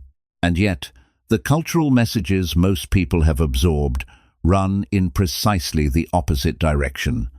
Be strong, be independent, handle your own problems, do not burden other people with your struggles. Figure it out yourself. The person who needs nobody is celebrated as admirable. The person who admits they need help is quietly pitied, or worse, judged as weak, as needy, as someone who has not yet developed the inner resources that a fully mature, fully functional human being is supposed to possess. These messages are not just unhelpful, they are actively harmful. They create the conditions for the particular modern epidemic that researchers have begun calling a crisis of loneliness, a crisis so severe, so widespread, so deeply corrosive to physical and mental health that epidemiologists now compare its effects on mortality to smoking 15 cigarettes a day. People are not just emotionally lonely, they are dying of it. They are getting sick from it. They are making decisions driven by the desperate hunger for connection that they have been taught to suppress and deny and manage alone, because asking for what they need has been coded as shameful. Buddhism offers a radically different vision. not of a path walked alone by a solitary seeker striving toward private enlightenment in a cave somewhere, though that image has its own validity in specific contexts, but of a path walked together, of a community of practitioners who support each other, challenge each other, witness each other, hold each other accountable, and hold each other tenderly through the inevitable difficulties of genuine spiritual practice. Of a sangha in which the pretense of having it all together is neither required nor particularly respected, and the courage to be honest about where you actually are is recognized as the most valuable thing you can bring. The Zen tradition has a concept called Dharma friendship, Kalyana Mitata, which the Buddha himself described as not just a part of the holy life, but the whole of it. The friendship of people who are genuinely committed to each other's awakening, not the friendship of mutual flattery and comfortable agreement, the friendship of people who love each other enough to be honest, who care enough to say the uncomfortable true thing, who show up not with the performance of support but with genuine, present, sometimes inconvenient availability. This is the kind of connection that heals, not the kind built on shared entertainment or mutual distraction, or the carefully maintained surface pleasantness of relationships that never go deep enough to risk anything. The kind built on genuine seeing, on the willingness to be known, really known, in the uncomfortable, unedited, still-in-process way, and to keep showing up anyway. On the trust that develops not from the absence of difficulty, but from the experience of having moved through difficulty together and discovered that the relationship was strong enough to hold it. And here is what most people do not realize until they have experienced it. The vulnerability required for this kind of connection is not just terrifying. It is also, once you cross the threshold, profoundly relieving. There is a specific quality of rest that becomes available when you stop carrying something alone that you have been carrying alone for a long time. When you finally say the thing you have been afraid to say and discover that the world did not end, that the person did not leave, that the shame lost most of its power the moment it was spoken aloud in the presence of someone who responded not with judgment but with recognition. That recognition, the moment when someone hears what you have been most afraid to share and responds with "me too," or "I see you," or simply stays present without flinching, is one of the most healing experiences available to a human being. Not because it solves anything, but because it dissolves the isolation that was compounding the suffering. Because it reminds you of something you had forgotten, that you are not uniquely broken, not singularly lost, not the only person who has ever felt this particular quality of pain or confusion or fear. You are human. And the things that make you feel most alone are almost always the things you share most deeply with every other human being who has ever lived. The Buddha, in the days following his enlightenment, faced a choice. He could have remained in the bliss of his own awakening, solitary and undisturbed, having no further need of the world or its complications. Instead, he spent the remaining 45 years of his life teaching, moving from community to community, building sangha, creating the conditions for other human beings to find what he had found. Not because he needed the company, but because he understood, with the clarity of complete awakeness, that liberation is not truly complete when it is kept to oneself, that the deepest expression of awakening is compassion karuna, the genuine, active desire for the liberation of all beings, not just yourself, all beings. This is bodhicitta, the awakening mind, the aspiration at the heart of Mahayana Buddhist practice, the recognition that your own liberation and the liberation of everyone around you are not separate projects, that you cannot fully arrive at your own peace while remaining indifferent to the suffering of others, that the walls you build to protect yourself from being hurt by other people are the same walls that prevent you from being genuinely nourished by them, that the self-sufficiency you have been cultivating as a protection is also, in its way, a prison keeping out the very connection that your deepest nature is designed for and desperately needs. Letting go, in this lesson means something specific and something difficult. It means letting go of the story that you are better off alone with your pain. It means letting go of the belief that needing others is weakness. It means letting go of the walls you built in the moments when connection hurt you. Walls that made complete sense then, that were genuinely necessary then, but that have stayed up long past the point when they were protecting you and begun simply to isolate you. It means taking the risk, the real, vulnerable, genuinely terrifying risk of letting someone see what you have been carrying. Of saying out loud to another human being who you have reason to trust, I am not okay, I need help, I cannot do this alone. I have been pretending to be stronger than I am, and I am exhausted from the pretending, and I need someone to know the truth. That sentence, in whatever form it takes, in whatever words feel true, is not weakness. It is the bravest thing most people will ever say, because it requires dismantling, even temporarily, even with just one person, the entire architecture of self-sufficiency that has been both your protection and your isolation for years or decades. And what waits on the other side of that dismantling, what becomes possible in the space of genuine, honest, walls-down human connection, is something that no amount of solitary inner work, however disciplined, however sincere, can fully replicate. It is the experience of being held, not literally, though sometimes literally, but in the deeper sense of being known and accepted, of existing in the awareness of another person who sees you clearly and chooses to stay, of having your reality witnessed, your pain acknowledged, your humanity recognized in a way that reminds you, at the most fundamental level, that you belong here, that your presence in the world matters, that the story of your life, with all its difficulties and contradictions and unresolved chapters, is worth being told and worth being heard. You were never meant to carry all of this alone. Not the grief, not the fear, not the uncertainty, not the weight of being a human being in a world that asks so much and offers so little guidance for the deepest questions. You were meant to carry it in community, in relationship, in the warm, imperfect, sometimes frustrating, ultimately irreplaceable presence of other people who are also carrying things they never asked to carry, and also finding their way through a life that did not come with instructions. Find your Sangha, not the perfect community, not the group that has all the answers and never struggles and presents an image of collective enlightenment that makes you feel more alone than you did before.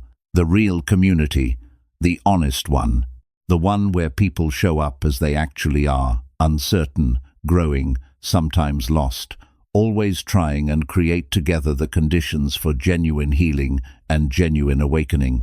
And in the meantime, before you find that community, or while you are building it, begin with one person, one honest conversation, one moment of genuine vulnerability with someone who has earned enough of your trust to receive it.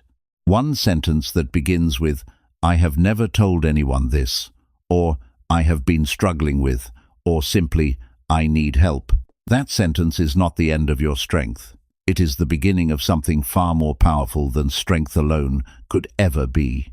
It is the beginning of genuine connection, and genuine connection, the kind where you are fully seen and fully accepted, walls down, masks off, exactly as you are, is not just a comfort. In the deepest Buddhist understanding, it is a path to liberation, because you cannot fully love what you cannot fully see, and you cannot fully see yourself in isolation. You need the mirror of genuine relationship, the honest, caring, sometimes uncomfortable mirror of people who know you well enough to reflect back both your beauty and your blindness, to see clearly enough to grow. You need each other, not as a weakness, as a truth, the most fundamental, most ancient, most human truth there is. You were never meant to walk this road alone, and you do not have to. Not today. Not ever again. Reach out. Let someone in. Allow yourself to be known, and discover in the warmth of that knowing, in the relief of that belonging, in the profound, ordinary miracle of being genuinely seen by another human being, that the weight you have been carrying alone was always meant to be shared. That is not dependency, that is humanity, and humanity fully embraced, fully expressed, fully alive in the presence of other human beings who are doing the same is not an obstacle to your awakening. It is the path itself. 13. The life you keep postponing is the only one you have.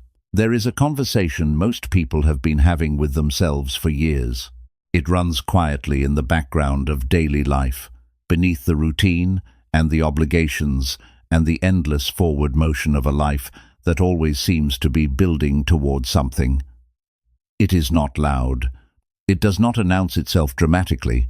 It arrives in the small moments, in the pause between tasks, in the stillness before sleep, in the unexpected gap between one distraction and the next, and in those moments, it speaks with a clarity that the noise of ordinary life works very hard to drown out. The conversation sounds something like this. One day I will do the thing I actually came here to do.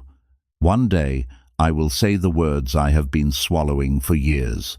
One day I will live in a way that actually matches what I believe, what I value, what I know in my quietest and most honest moments to be true about who I am and what matters to me.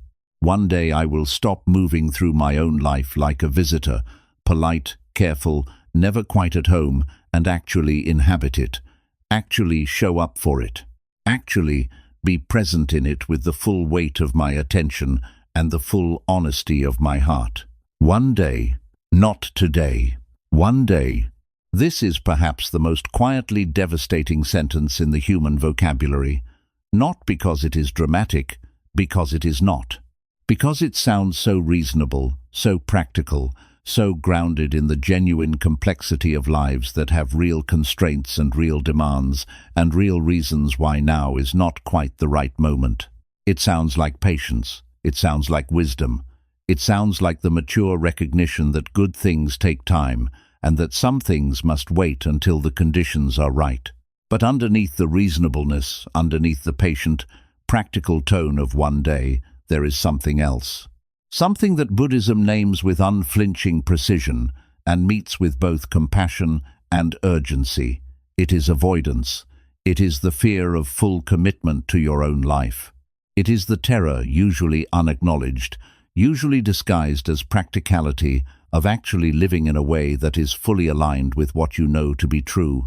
Because living that way would require you to stop postponing, stop hedging, stop keeping one foot in the safe, familiar life and one foot in the life you actually want, and make a choice, a real choice, the kind that closes certain doors, the kind that cannot be easily undone, the kind that requires you to be fully present for your own existence rather than watching it from a careful, uncommitted distance. The Buddha's teaching on impermanence, anicca, which we explored earlier in this series, carries within it an urgency that is rarely fully absorbed. When the Buddha said that all conditioned things are impermanent, he was not simply offering a philosophical observation for contemplation. He was delivering a warning that the human tendency to treat time as an infinite resource, to assume that there will always be more of it, always be another opportunity, always be a better moment, just around the corner, is one of the most dangerous delusions available to a conscious being, because there will not always be more time. This is not pessimism, it is not morbidity, it is the most straightforward, most verifiable, most universally applicable fact about human existence.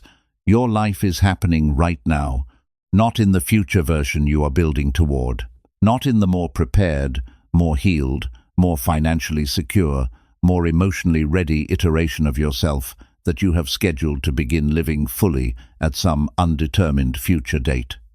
Right now, in this moment, in this specific, unrepeatable, already passing configuration of your life, your age, your body, the people who are currently in it, the opportunities that are currently present, the version of yourself that exists today and will never exist in exactly this form again. Every moment you spend postponing is a moment of your actual life that passes unretrieved. Not a rehearsal moment, not a preparatory moment, a real moment, irreversible, gone. The Zen tradition addresses this with a directness that can feel almost shocking if you are accustomed to spirituality that softens its edges. Zen masters historically used the image of a sword hanging over the head not to create fear, but to create presence. The sword is not a threat, it is a reminder. It is the visual embodiment of a truth that the comfortable, postponing mind works hard to forget that the present moment is not just one of many moments available to you. It is the only moment. And it is already passing. Ichigo ichi-e, a Japanese phrase that translates roughly as one time, one meeting. The idea that every encounter, every experience, every moment of your life is utterly unique and will never occur in exactly this form again. The tea ceremony you are attending right now with these specific people, in this specific quality of light, at this specific point in all of your lives, will never happen again. The conversation you are having, the sunset you are watching, the person sitting across from you who will not always be there. The version of yourself that exists in this moment, young enough to do the things that require youth, alive enough to feel the things that require a body, present enough, if you choose to be, to receive the full depth of what this specific moment of your specific life is offering. One time, one meeting, and you are spending it waiting for a better moment. Think about the specific things you have been postponing, not abstractly specifically. The phone call to the person you love that you keep meaning to make but never quite do, because there will always be a better time, a longer window, a moment when you are less tired and more articulate and more emotionally available. The creative work that lives in you, like a pressure that has been building for years, the book, the music, the art, the project that you know with absolute certainty you are meant to bring into the world, but that keeps getting deferred to the future version of yourself who will have more time, more skill, more confidence, more of whatever quality you have decided you currently lack. The conversation where you finally say the true thing to a parent, a partner, a friend, yourself, that has been waiting to be said for so long that the waiting itself has become a kind of suffocation.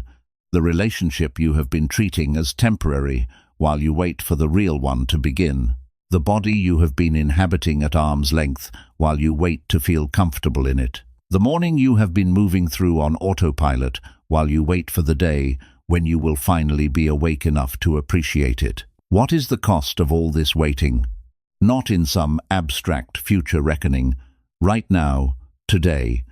What is it costing you in aliveness, in presence, in the specific quality of being genuinely here for your own life that is available in every moment you are not spending in the waiting room of one day? Buddhism offers a practice for this that is both simple and demanding. It is called urgency of the present moment, sometimes translated as samvega, a Pali word that describes the profound sense of spiritual urgency that arises when you genuinely, viscerally, not just intellectually understand the impermanence of your situation. Samvega is not panic. It is not the frantic, anxiety-driven rushing of someone who is afraid of running out of time. It is something quieter and more powerful than that. It is the deep, clarifying recognition that this moment, this breath, this day, this year, this version of your life is a gift of extraordinary preciousness that you did not earn and cannot guarantee the continuation of. And that recognition, when it lands in the body rather than just the mind, changes things. It changes what you pay attention to. It changes what you are willing to tolerate, in your circumstances, in your relationships, in the quality of your own presence. It changes what you are willing to postpone, and what you suddenly understand, with a clarity that cannot be argued away, cannot be postponed any further. The great Zen master Dogen wrote in the 13th century words that have lost none of their urgency in the 800 years since. Do not pass your days and nights in vain. not as a command to be constantly productive, constantly achieving, constantly optimizing every moment for maximum output, as an invitation to presence, to the radical act of actually being in your life while you are living it, of not spending the hours of your existence as if they were an inexhaustible currency that you could always spend more wisely tomorrow. There is a story told in various forms across Buddhist traditions of a student who approaches a master and asks how long it will take to reach enlightenment. The master asks, "How old are you?" The student answers. The master says, "You have already wasted that many years. What are you planning to do with the rest?" The story is not cruel, it is kind. It is the kindness of someone who loves you enough to say directly what the comfortable mind most needs to hear and most consistently avoids. The years have passed, they are not coming back. The question is never what you could have done with the time you have already spent. The question is always only ever what you are going to do with the time that remains. And the answer that Buddhism consistently, urgently, compassionately points toward is not a specific action, not a particular achievement, not the completion of a checklist of things you should have done by now. The answer is presence. The answer is the decision, renewable in every moment, available even now, even here, even in the middle of the life that has not gone exactly as planned, to stop treating your own existence as a rehearsal and start treating it as the real thing. Because it is the real thing. It was always the real thing. The moments you spent waiting were not practice rounds. They were your life. The years you spent building toward a future version of yourself were not a preamble. They were the story itself. The mornings you moved through on autopilot, the conversations you half attended, the beauty you walked past while planning, the people you did not fully see because you were somewhere else in your head, all of it was real, all of it counted. All of it was the irreplaceable, unrepeatable substance of your specific, singular, never-to-be-repeated human life. This is not said to generate regret. Regret is just another form of postponing living in the past rather than the future, but equally absent from the present. This is said to generate something more useful than regret, something more actionable, something that can change not the past, which is fixed, but the only thing that is ever actually available to be changed. The next moment. This one. The one that is arriving right now, even as these words move through your awareness. What would it mean to actually show up for this one? Not perfectly, not with complete spiritual attainment, or fully resolved inner conflicts, or every wound healed and every question answered.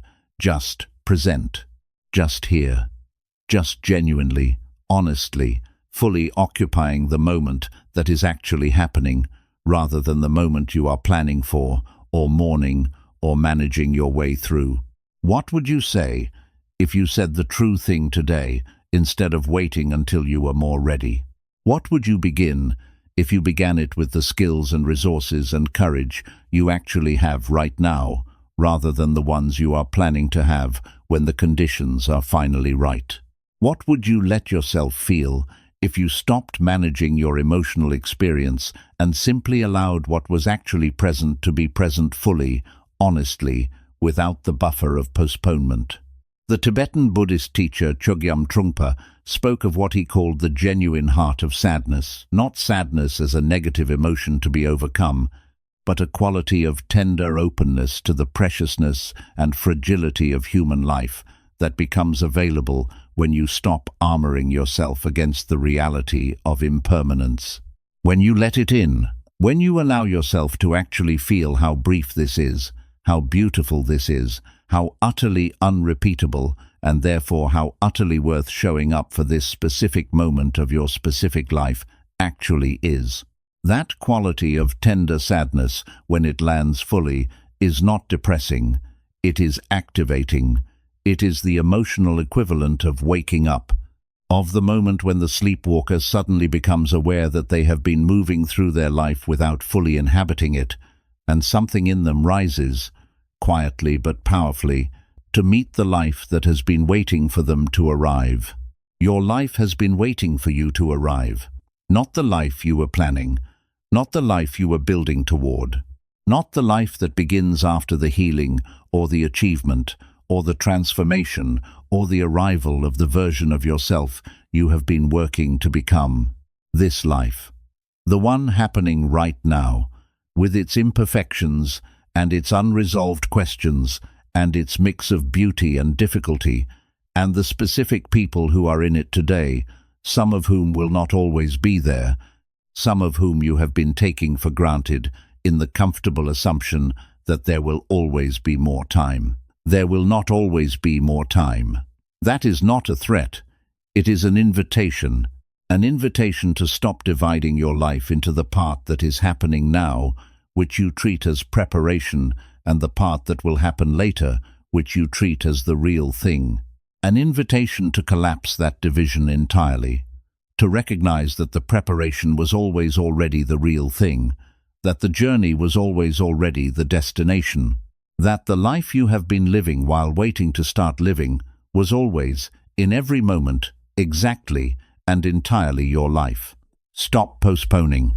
Not everything, not all at once, not in a way that ignores real constraints or genuine responsibilities or the actual complexity of a human life that does not exist in ideal conditions. Just this one thing. Whatever you know in your quietest, most honest, most awake moment you have been putting off for too long. Whatever the one thing is that your deepest self has been asking you to do, to say, to begin, to finish, to release, to commit to be honest about whatever that thing is, you know what it is. You have always known what it is. 14. What you resist will rule you. What you accept will free you. There is a war that never makes the news. It does not happen in countries or on battlefields or between armies with flags and weapons and clearly defined sides. It happens inside a single human being, inside you, inside the private interior of a life that, from the outside, may look entirely ordinary, functional, perhaps even successful, while on the inside, something is locked in a conflict so constant, so consuming, so deeply woven into the fabric of daily experience that the person fighting it has long since stopped noticing it as a war at all. They have mistaken it for personality, for reality, for simply the way things are.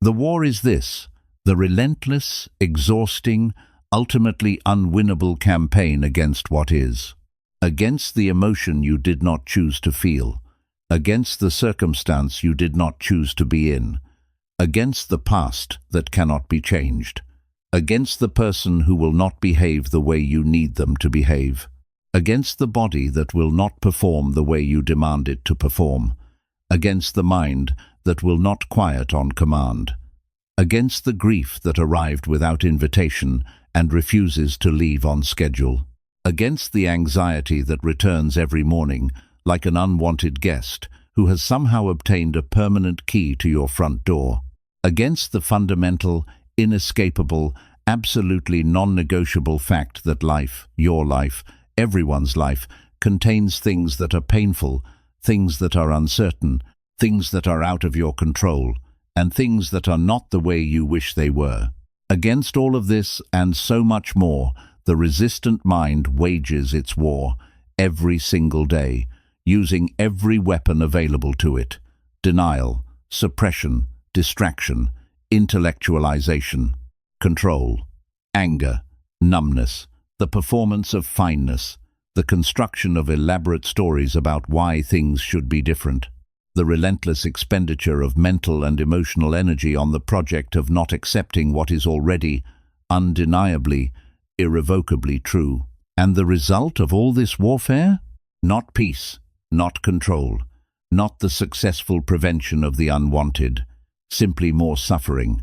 The original pain which was already present, already real, already asking to be met, multiplied by the resistance, compounded by the story about the pain, tripled by the shame about having the pain, quadrupled by the exhaustion of fighting a battle that, by its very nature, cannot be won. Because here is what resistance never changes: the thing being resisted.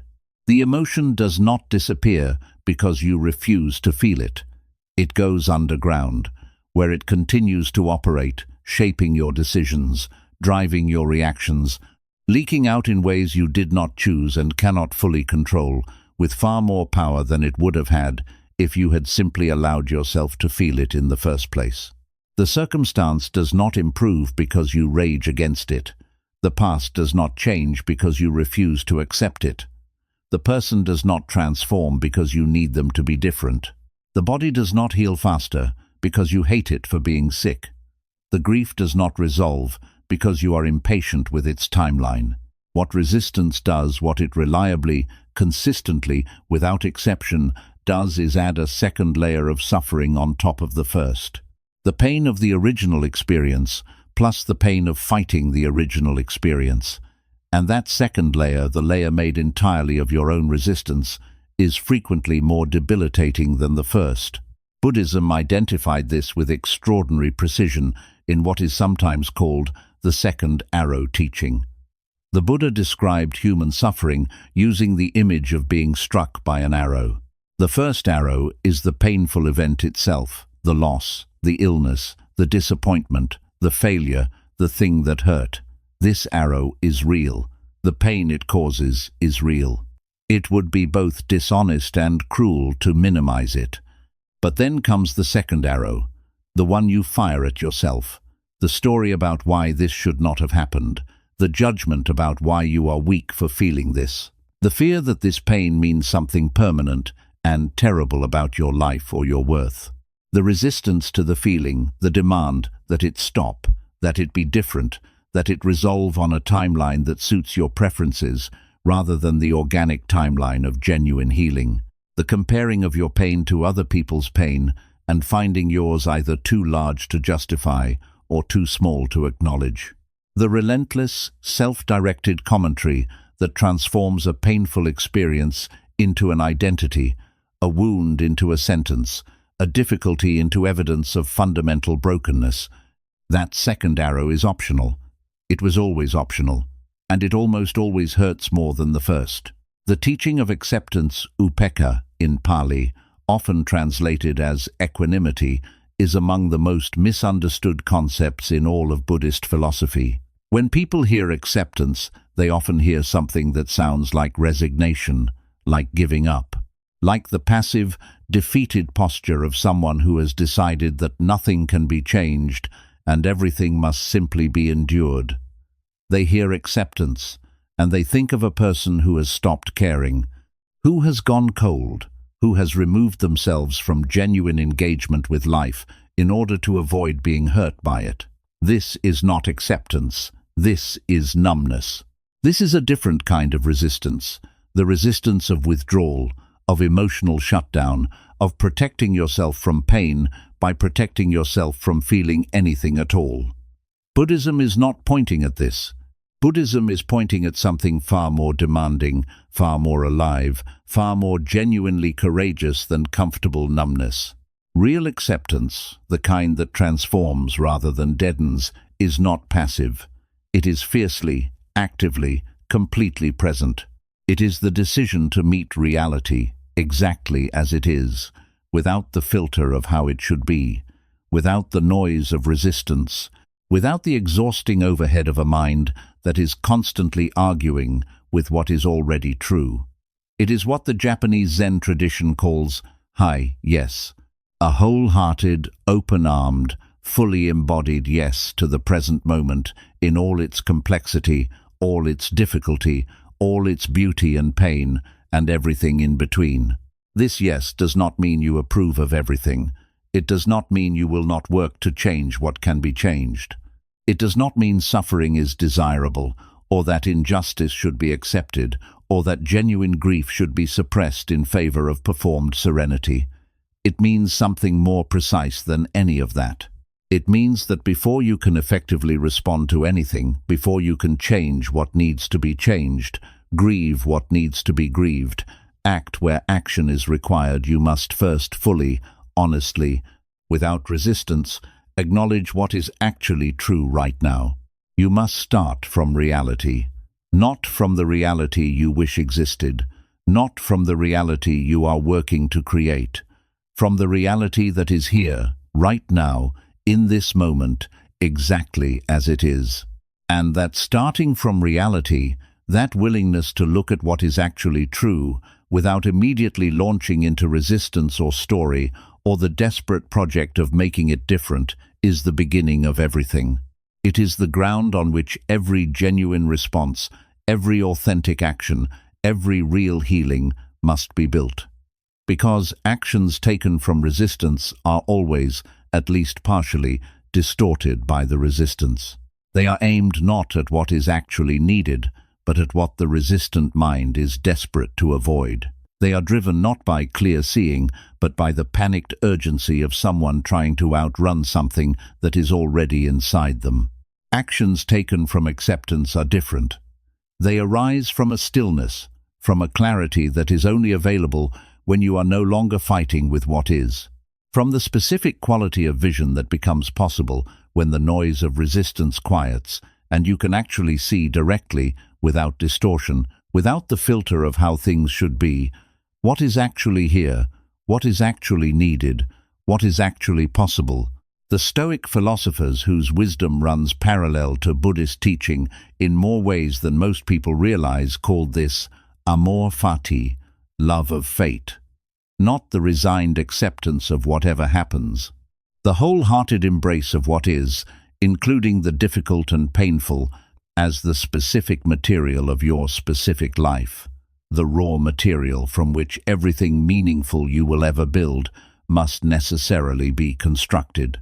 Marcus Aurelius, writing in his private journals in the 2nd century, returned to this teaching again and again with the persistence of someone who understood that it was not a lesson learned once, but a practice requiring constant renewal. He wrote of accepting the nature of things, of recognizing that what cannot be changed wastes you when resisted and strengthens you when accepted, of understanding that the obstacle is not the thing preventing your path, the obstacle is the path, that the difficulty you are resisting is not an interruption of your life, but an integral, load-bearing part of it, that your response to what happens to you is always regardless of circumstances, regardless of how little control you have over the events themselves within your influence. Buddhism arrives at the same place from a different direction. The concept of dukkha, suffering, is inseparable from the concept of resistance. The suffering is not the pain itself. The suffering is the relationship with the pain, and the relationship can change even when the pain cannot. This is not a small thing. This is not a consolation prize. This is the entire mechanism by which human beings transform their relationship with their own lives, not by changing the circumstances, which they often cannot, but by changing the quality of attention they bring to the circumstances, by dropping the resistance, by meeting what is with a clarity and an openness that allows genuine response rather than reactive fighting. Think about something in your life right now that you are resisting, not abstractly, specifically, something that you have been refusing, at some level, to fully accept as true. Perhaps it is a characteristic of yourself that you keep trying to overcome or hide or manage, rather than acknowledge and work with honestly. Perhaps it is a circumstance in your life, a limitation, a loss, a situation that did not unfold the way you hoped, that you have been arguing with internally for months or years, as if the force of your refusal could somehow retroactively change what already happened. Perhaps it is an emotion, grief, fear, loneliness, anger that you have been managing and suppressing and performing your way around because you do not trust yourself to feel it fully without being destroyed by it. Notice the energy you spend on that resistance. Notice the bandwidth it consumes. Notice how the thing you are resisting occupies your thoughts, even when you are not consciously thinking about it, how it operates from the background of your awareness, how it colors your mood, how it flavors your experience of moments that have nothing directly to do with it, how it quietly, persistently relentlessly demands your attention in proportion to the force of your refusal to give it. Now imagine, just as a thought experiment, just for a moment, what would happen if you stopped fighting it? Not forever. Not with the commitment of someone who has decided to give up. Just for one moment, in the privacy of your own awareness, with no one watching and nothing at stake, what if you simply allowed it to be exactly what it is? What if you said, internally, quietly, without drama, "This is true, this is real. I acknowledge this. I am not going to fight this right now. I am going to allow this to be exactly what it is, and see what happens." What happens, what almost always happens, when the resistance drops, even briefly, even incompletely, is not the catastrophe you feared. It is not the collapse. It is not the confirmation of your worst suspicions about yourself or your situation.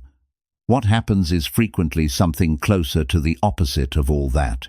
A breath, a softening, a quality of space that opens up where the resistance was consuming everything. Sometimes tears, not the tears of defeat, but the tears of relief, of finally allowing something that needed to be felt, to be felt. Sometimes a clarity about what is actually needed that was completely unavailable while the resistance was running. Sometimes simply a tiredness, the recognition of how exhausted you have been from the fighting and how much you needed to stop. The thing you have been resisting does not grow larger when you accept it. It grows smaller, or more precisely, it becomes the actual size it always was, rather than the enormous, life-dominating size it grew to in proportion to the force of your refusal to acknowledge it. Pain that is accepted is almost always more manageable than pain that is fought.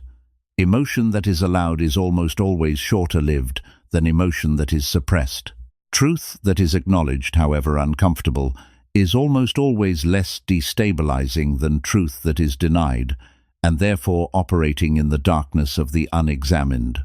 This is one of the most counterintuitive teachings available to a human being, that the path through difficulty is not around it. That the way to reduce the power of painful experience is not to fight it, but to feel it. That acceptance, the very thing that feels most like surrender, is actually the most powerful move available. That the white flag is not defeat, it is the moment the war ends.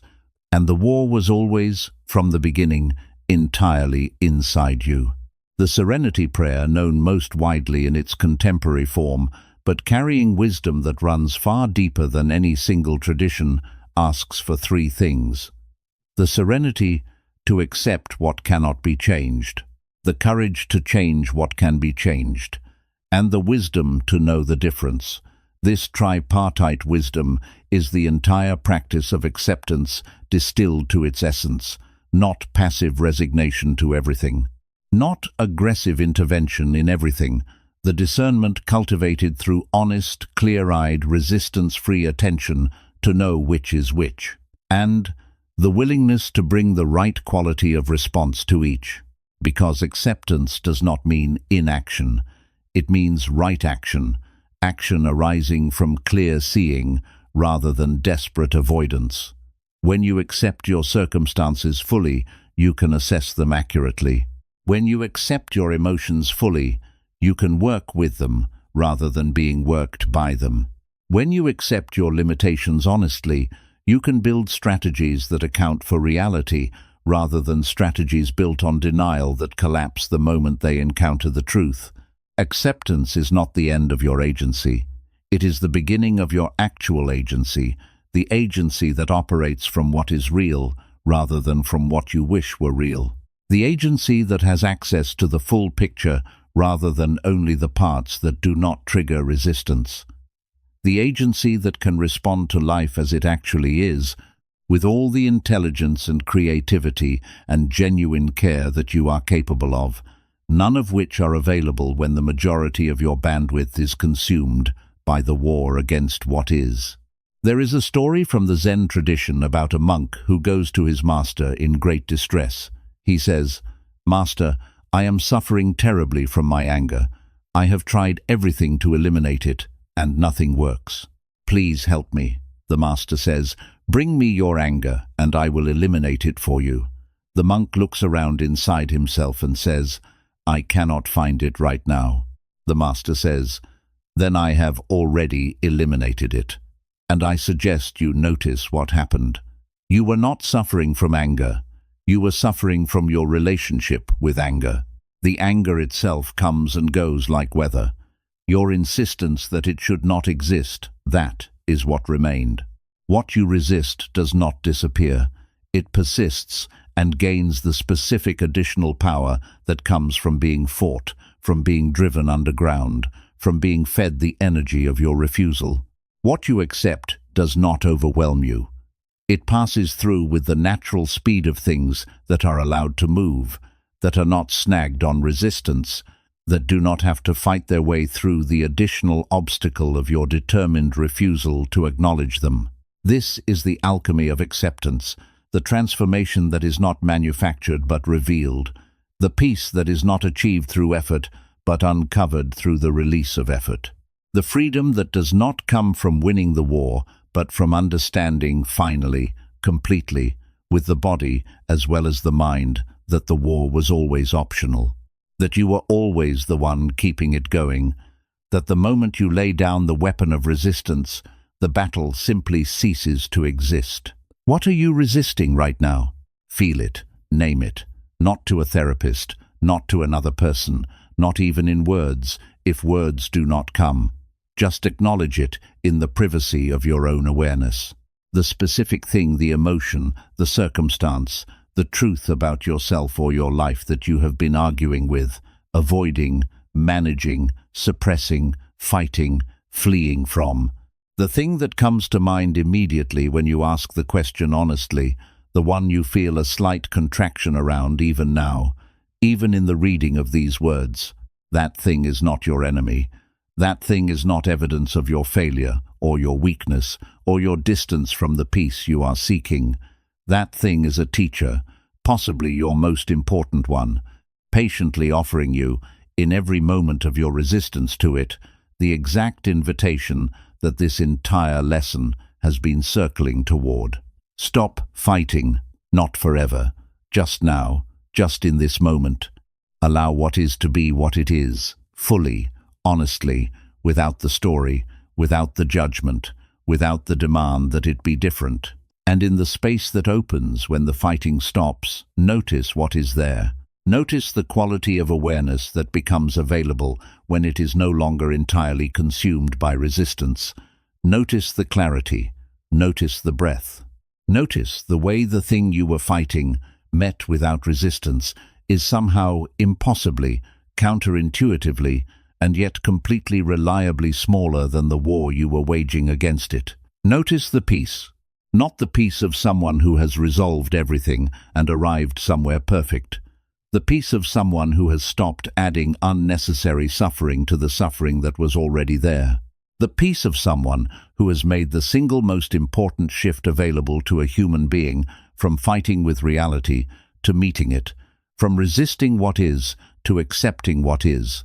From the exhausting, unwinnable war against the present moment to the quiet, revolutionary, life-changing act of simply finally, fully, without reservation being here. That shift is available to you right now, in this breath, in this moment, in this specific, unrepeatable, already passing instant of your life that is asking, as every moment always has been asking, with the infinite patience of something that knows you will eventually hear only one thing of you: not to be different, not to be better, not to be further along than you are, simply to be here, fully here, without resistance, without war, at last, and always, and only ever here. That is acceptance. That is freedom.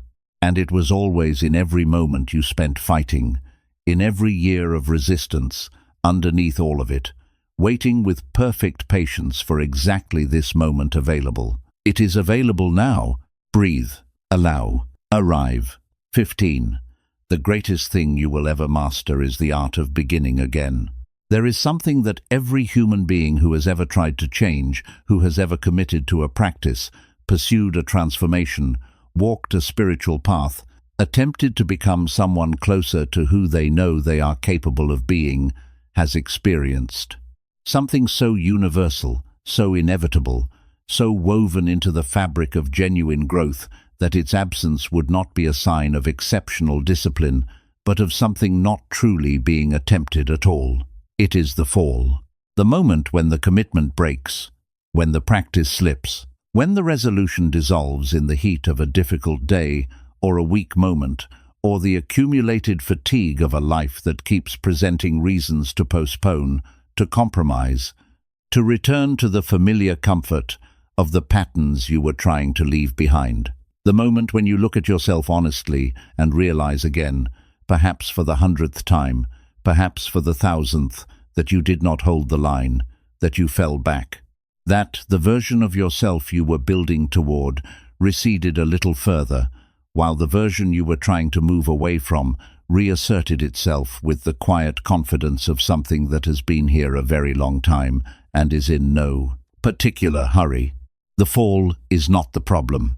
The fall was never the problem. The problem, the real obstacle, the thing that actually determines whether growth happens or stagnates, whether transformation is genuine or merely cosmetic, whether the spiritual path leads somewhere or simply circles back to the same familiar ground, is what happens after the fall.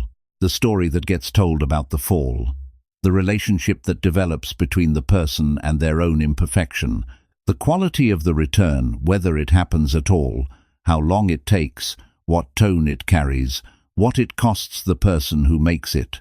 This is what this lesson is about. Not the falling, the returning, not the breaking, the beginning again. And the radical, counterintuitive, profoundly liberating teaching that Buddhism offers about what that beginning again actually requires and what it most decidedly does not. It does not require perfection in the falling. It does not require that you fall less often than you do, or less completely, or with more grace, before you are entitled to return. It does not require that you have adequately punished yourself for the lapse before you are permitted to resume. It does not require elaborate justification, extended guilt, a sufficient period of self-flagellation, or proof that you have suffered enough in proportion to the size of your failure to warrant being given another chance. It requires only one thing: the willingness to begin again. Right now, not after you have processed the fall sufficiently, not after the self-criticism has run its course and arrived at some natural conclusion, not after you have sat with the shame long enough to feel you have earned the right to move forward. Right now, in this moment, with whatever is present, the guilt, the disappointment, the tiredness, the residue of the fall still sitting uncomfortably in the body, beginning again anyway. Not because you feel ready, not because the conditions are right, not because the emotional weather has cleared, simply because the next moment is available and you are alive in it, and that is all that beginning again has ever required. The Buddha's path is sometimes described as a path of 1,000 falls and 1,001 risings. This is not a figure of speech. It is a precise description of what genuine spiritual practice actually looks like from the inside, not the curated, highlight reel version that gets presented in books and talks and the inspiring posts of people who have arrived somewhere worth envying. The actual, unedited, sometimes undignified, often repetitive, always humbling reality of a human being trying to change something fundamental about how they meet their own existence. It falls, it rises, it falls again, it rises again. The falling does not disqualify the rising does not immunize against future falling. The whole thing is a continuous, imperfect, deeply human oscillation between the person you are becoming and the patterns you are leaving behind, and the only thing that actually determines the direction of travel, over time, across the long arc of a genuine life, is the simple, unglamorous, endlessly renewable decision to get back up. In the Zen tradition, there is a phrase that has survived centuries precisely because it captures something essential about the nature of genuine practice. Fall down 7 times, get up 8. 7 falls. 8 risings. The mathematics of resilience. The simple, powerful, quietly revolutionary arithmetic of a life that refuses to let the falling be the final word. Not because the falling does not matter, not because the impact does not hurt, but because the falling is never, in the Buddhist understanding, the end of the story. It is always, always, without exception, regardless of how complete the fall, regardless of how long it has been, regardless of how many times it has happened, before the middle of a story whose next chapter is the rising. But here is where the teaching deepens. Here is where Buddhism parts ways with the grinding, joyless, willpower-driven version of self-improvement that most people have been practicing and suffering under their entire lives. The beginning again that Buddhism points toward is not the grim, teeth-gritted, white-knuckled resumption of effort that the self-critical mind typically manufactures in the aftermath of a fall. The beginning that Buddhism invites is something qualitatively different. Something that feels, from the inside, almost shockingly different from what most people assume a serious commitment to growth and practice must feel like. It is gentle. It is tender. It carries within it something that the performance-driven, achievement-oriented, relentlessly self-improving version of growth almost never allows genuine compassion for the person who fell. Karuna compassion and its sister quality, metta loving kindness, are not reserved, in Buddhist practice, for the people around you. They are not qualities to be cultivated toward others while directing harshness and judgment and relentless critical scrutiny toward yourself. They are the very foundation of how you meet your own imperfection. They are the tone in which every beginning again must be made if it is to be genuinely sustainable, rather than another cycle of harsh striving, followed by inevitable collapse, followed by self-punishment, followed by exhausted recommitment that carries within it the seeds of its own next fall. The research in contemporary psychology, which has arrived through the empirical route at conclusions that mirror Buddhist practice with striking precision, consistently demonstrates something that the self-critical mind finds almost impossible to believe. That self-compassion, the quality of meeting your own failures and shortcomings with the same warmth, understanding, and encouragement you would offer a person you deeply love, is not a form of letting yourself off the hook. It is not weakness. It is not the enemy of high standards or genuine accountability. It is, in fact, the single most reliable predictor of the ability to persist through difficulty, to recover from failure, to maintain commitment across the inevitable setbacks of long-term growth. People who treat themselves harshly after a fall do not fall less often, they fall more, because the self-punishment that follows each fall adds an additional layer of suffering that the system, the nervous system, the emotional system, the whole integrated human being must then recover from before the next attempt at practice can be made from a genuine place of clarity and availability rather than a defensive, contracted, already bracing for the next blow place of exhausted vigilance. Harsh self-treatment does not produce resilience. It produces fragility, the specific fragility of a system under constant attack that has learned to use ever larger portions of its available energy on self-defense, leaving less and less available for the actual work of growth. Self-compassion produces resilience, the specific resilience of a system that does not spend its resources on punishing itself for being human. That recovers quickly from falls because the recovery is not complicated by layers of shame and self-judgment. That can begin again cleanly without the weight of accumulated self-criticism, without the residue of punishment, without the complicated negotiations that the harsh mind requires before it will permit a new attempt, because it has learned to meet each fall not as evidence of fundamental inadequacy, but as the natural, expected, entirely workable imperfection of a human being doing something genuinely difficult. Think about how you speak to yourself in the aftermath of a fall. When the meditation practice slips for a week, a month, a season. When the commitment you made with genuine conviction does not hold under the pressure of real life. When the pattern you thought you had changed reasserts itself. When the person you were trying to be recedes and the person you were trying not to be steps back into the foreground. What is the internal voice that greets that moment? What tone does it use? What words does it choose? What verdict does it deliver? For most people, for almost every person shaped by a culture that has made self-criticism into a virtue and self-compassion into something dangerously close to selfishness or laziness, that voice is not kind. It is not the voice you would use with someone you loved who was struggling. It is harder than that, more impatient, more certain of its verdict, more willing to use the fall as confirmation of a story that was already running, the story of inadequacy, of not being disciplined enough, of always being this close to the person you are trying to become, but never quite arriving, never quite proving that you have what it takes to actually change. That voice is not motivating you. It is exhausting you. It is consuming the very resources required for the next genuine attempt.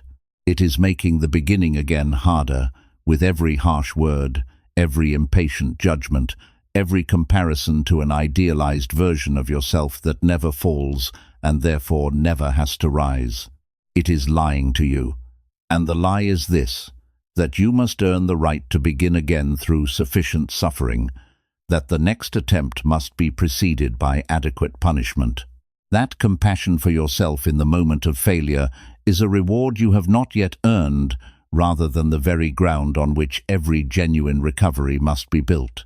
The truth, the Buddhist truth, the psychological truth, the truth that every serious practitioner eventually discovers through the direct experience of trying both ways and seeing which one actually works, is that you do not earn the right to begin again.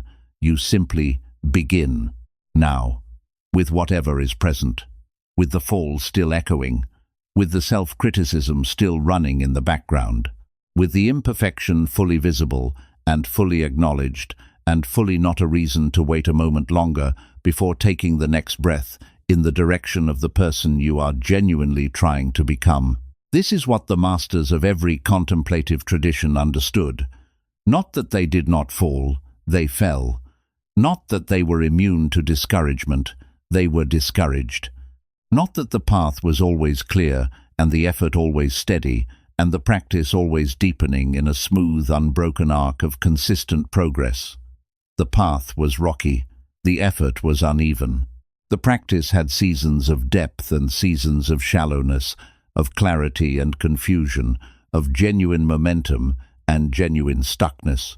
What distinguished them was not the absence of difficulty. It was the quality of their relationship with difficulty, the speed and gentleness of their returning, the refusal to make the fall the end of the story. The simple, renewable, endlessly available decision made again and again and again, across a lifetime, across 10,000 moments of imperfection to begin again.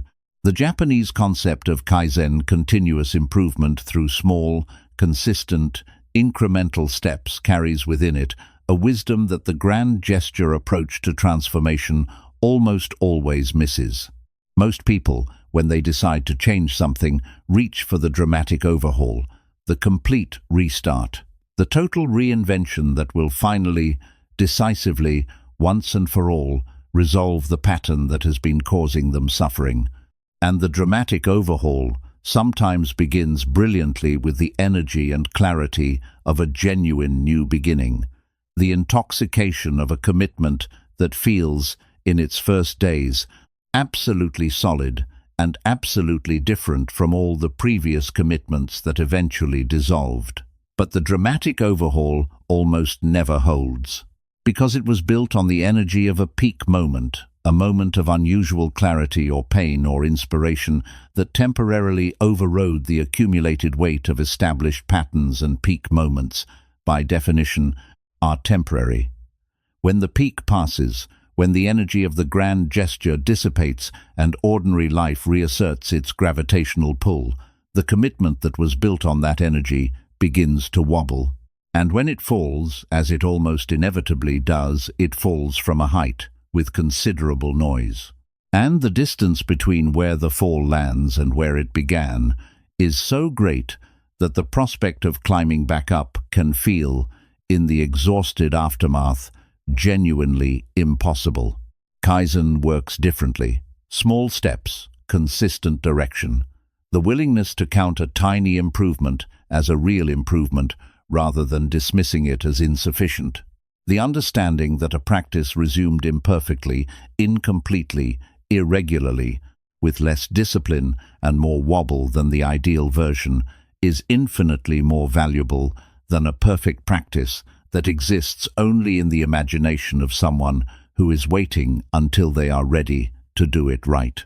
Beginning again does not require starting from zero. It does not require the dramatic restart, the clean slate, the complete overhaul. It requires only the next small movement in the direction that matters. The next breath of the meditation practice you abandoned 3 weeks ago. The next honest word in the journal you have not opened in months. The next step of the walk you have been meaning to take. The next moment of genuine presence in the relationship you have been phoning in.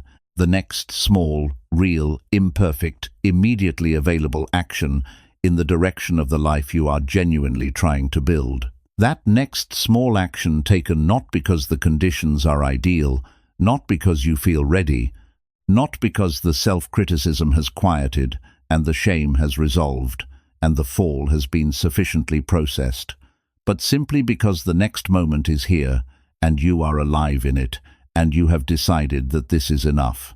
Reason to begin is the entire practice, not the grand gesture, not the perfect streak, not the unbroken record of consistent discipline that the self-critical mind holds up as the only version of commitment worth respecting. The next small step, again and again and again, across a whole life. That is what mastery looks like from the inside, not the smooth, unbroken, effortless performance of someone who never struggles, the repeated, humble, unglamorous, endlessly renewable act of a human being who falls and gets up and falls and gets up and has learned through the accumulation of 10,000 fallings and 10,000 risings, something that cannot be learned any other way, that the falling is not the opposite of the path, it is part of the path, that the imperfection is not the evidence of failure, it is the texture of genuine effort. That the beginning again is not a sign that you have not arrived. It is the practice itself. It is the entire practice. It is more than any state of sustained, unbroken discipline could ever be the living, breathing, still in motion heart of what genuine transformation actually looks like in the life of a real human being who is actually trying. And here is the deepest gift hidden inside this teaching, the one that most people do not discover until they have been practicing the art of beginning again long enough to see what it builds over time. The thing that the fall and rise rhythm of genuine commitment slowly, quietly, almost invisibly constructs in the character of the person who refuses to let the fall be final. Unshakable groundedness, not the brittleness of someone who has never been tested. Not the rigidity of someone who has maintained their discipline by avoiding every situation where it might be challenged. The deep, weathered, genuinely earned stability of someone who has fallen many times and discovered each time that they could rise. Who has faced their own worst moments of weakness and discouragement and failure and found not that they were stronger than those moments, but that they were survivable. That the fall did not destroy them, that the shame did not define them, that the pattern, however stubborn, was not more powerful than the decision to try again. That discovery, made not once but repeatedly, across a whole life of genuine engagement with the difficult project of becoming more fully yourself, is the foundation of a kind of inner stability that cannot be given, cannot be purchased, cannot be achieved through any shortcut or dramatic gesture or perfectly maintained streak of unbroken discipline. It can only be built by falling, and rising, and falling, and rising again, across every season of your life, in every area where genuine growth is asked of you, with the patience of someone who has understood at last, completely, in the body as well as the mind, that the path is not the straight line of ideal performance, but the winding, imperfect, sometimes backtracking, always continuing river of a human being who has decided that wherever this river goes, they will keep moving. You will fall again, not as a warning, as a certainty, as the simple, unavoidable reality of being a human being engaged in the genuinely difficult work of growing, changing, becoming. You will fall again in your practice, in your commitments, in your relationships, in your attempts to be the person you are trying to be. You will have days, perhaps long stretches of days, when everything you have been building seems to dissolve, and the patterns you were working to release reassert themselves with a power that makes your progress seem like an illusion. None of that will mean what the harsh voice says it means. None of it will be evidence of the verdict the self-critical mind has been preparing since before you began. None of it will be proof that you are too flawed, too deeply patterned, too fundamentally resistant to genuine change to deserve another attempt. It will simply be the fall, the inevitable, workable, entirely survivable fall, the middle of a story that is not over, the low point of a rhythm that is not finished. The moment just before the most important decision available to any human being who is genuinely engaged with the project of their own becoming. The decision to begin again, not tomorrow, not after you have processed this sufficiently, not after the shame resolves and the conditions improve and the motivation returns at the level it was when you first committed. Now, with what you have, as you are, in the imperfect, still in process, genuinely trying, occasionally falling, and always capable of rising again reality, of the human being you actually are, not the ideal version, not the finished version, not the version that will exist after all the work is done, but this one, this flawed, resilient, beautiful, still becoming, never finished version. Begin again, right now, this breath, this moment, this beginning. It is enough. You are enough. Begin. 16. The mind that is always full will never be free. There is a particular kind of poverty that no amount of wealth can cure. It is not the poverty of empty pockets or bare tables or lives stripped of material comfort. It is something quieter than that, something more insidious, something that exists with perfect ease in the most comfortable, most privileged, most materially abundant lives on the planet, and that, in fact, seems to flourish precisely in those lives with a special intensity, as if abundance of the outer kind creates a particularly fertile ground for the particular inner desolation it produces. It is the poverty of the overfull mind, the mind that is never empty, never quiet, never genuinely at rest, the mind that wakes, already running, already processing, already planning, already cataloguing the day ahead with the ruthless efficiency of a system that has mistaken constant activity for aliveness, constant productivity for meaning, constant fullness for richness.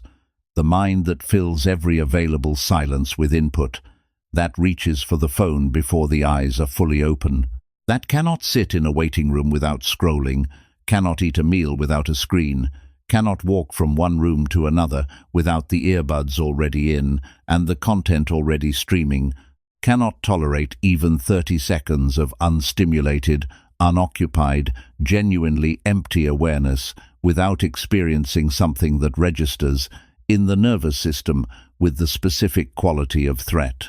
Not physical threat, something more subtle and more pervasive than that.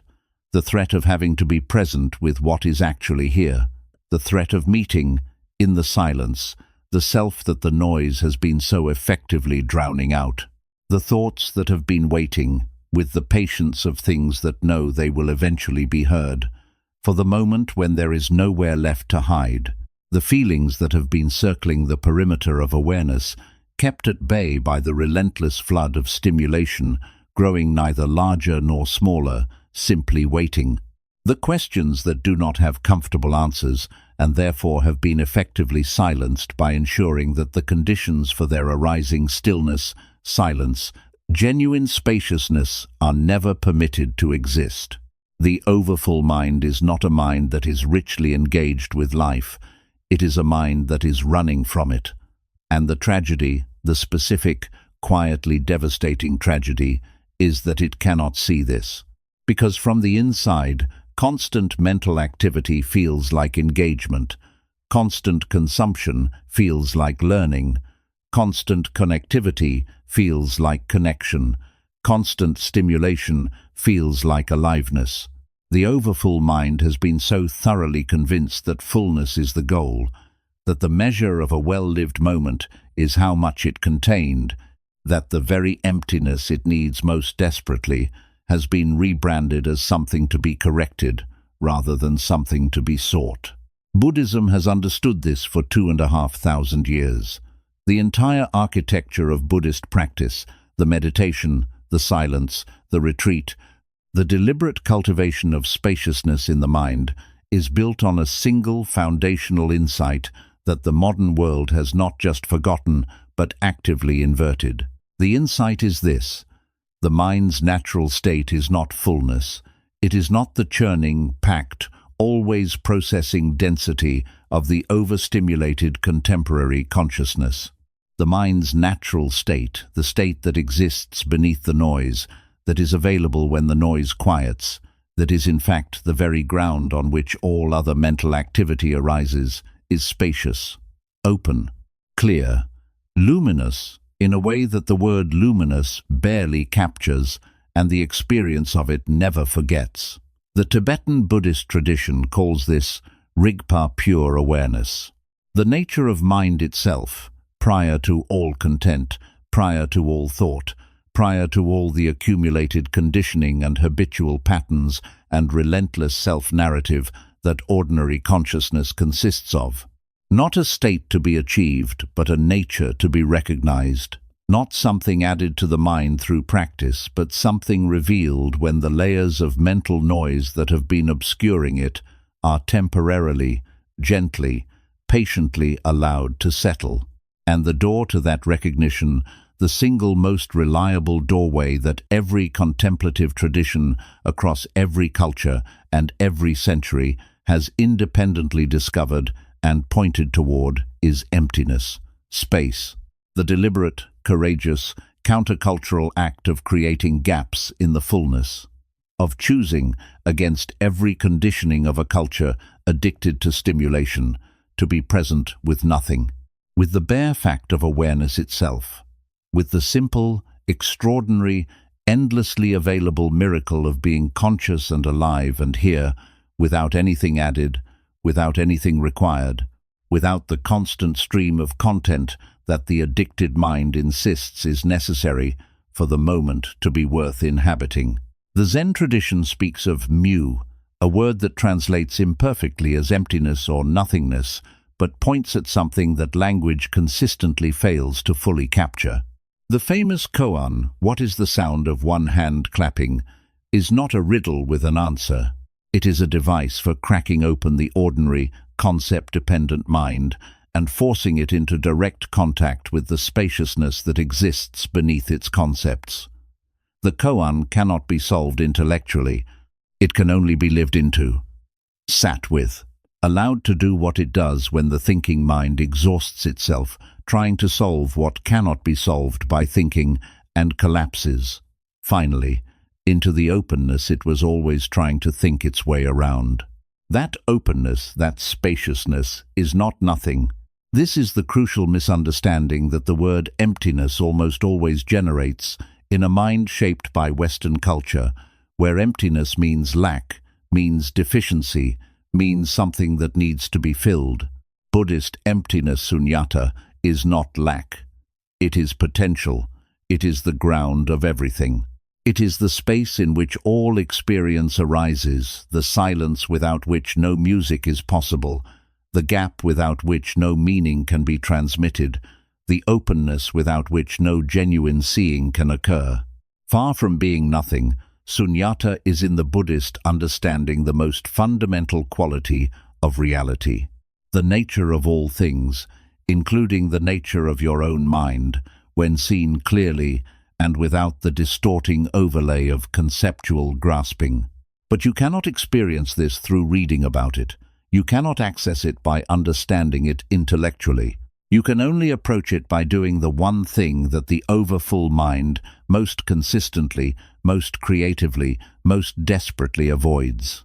Stopping, not forever, not dramatically, not in the grand, renunciatory gesture of someone abandoning their life to sit in a cave. Simply stopping, for a moment, the relentless forward motion of a mind that has been moving so fast for so long that it has forgotten that movement is a choice and not a necessity, pausing the consumption. Closing the input, sitting genuinely, simply, without agenda, without the performance of meditating correctly in the bare, uncomfortable, eventually extraordinary fact of your own awareness meeting itself without anything in between. The first thing that happens, for almost every person who tries this, is not peace. It is agitation. The mind, deprived of its habitual stimulation, does what any system does when its usual input is suddenly removed. It generates its own. Thoughts arise with unusual intensity. Old conversations replay themselves. Future anxieties present their entire case. Random images, impulses, fragments of memory and imagination jostle for attention with a vividness that can feel, in the first minutes of genuine stillness, almost overwhelming.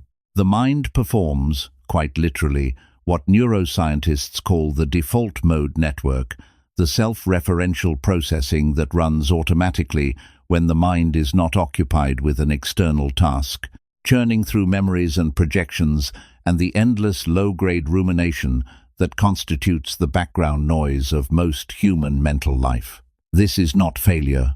This is what the mind does when you first begin to notice it honestly.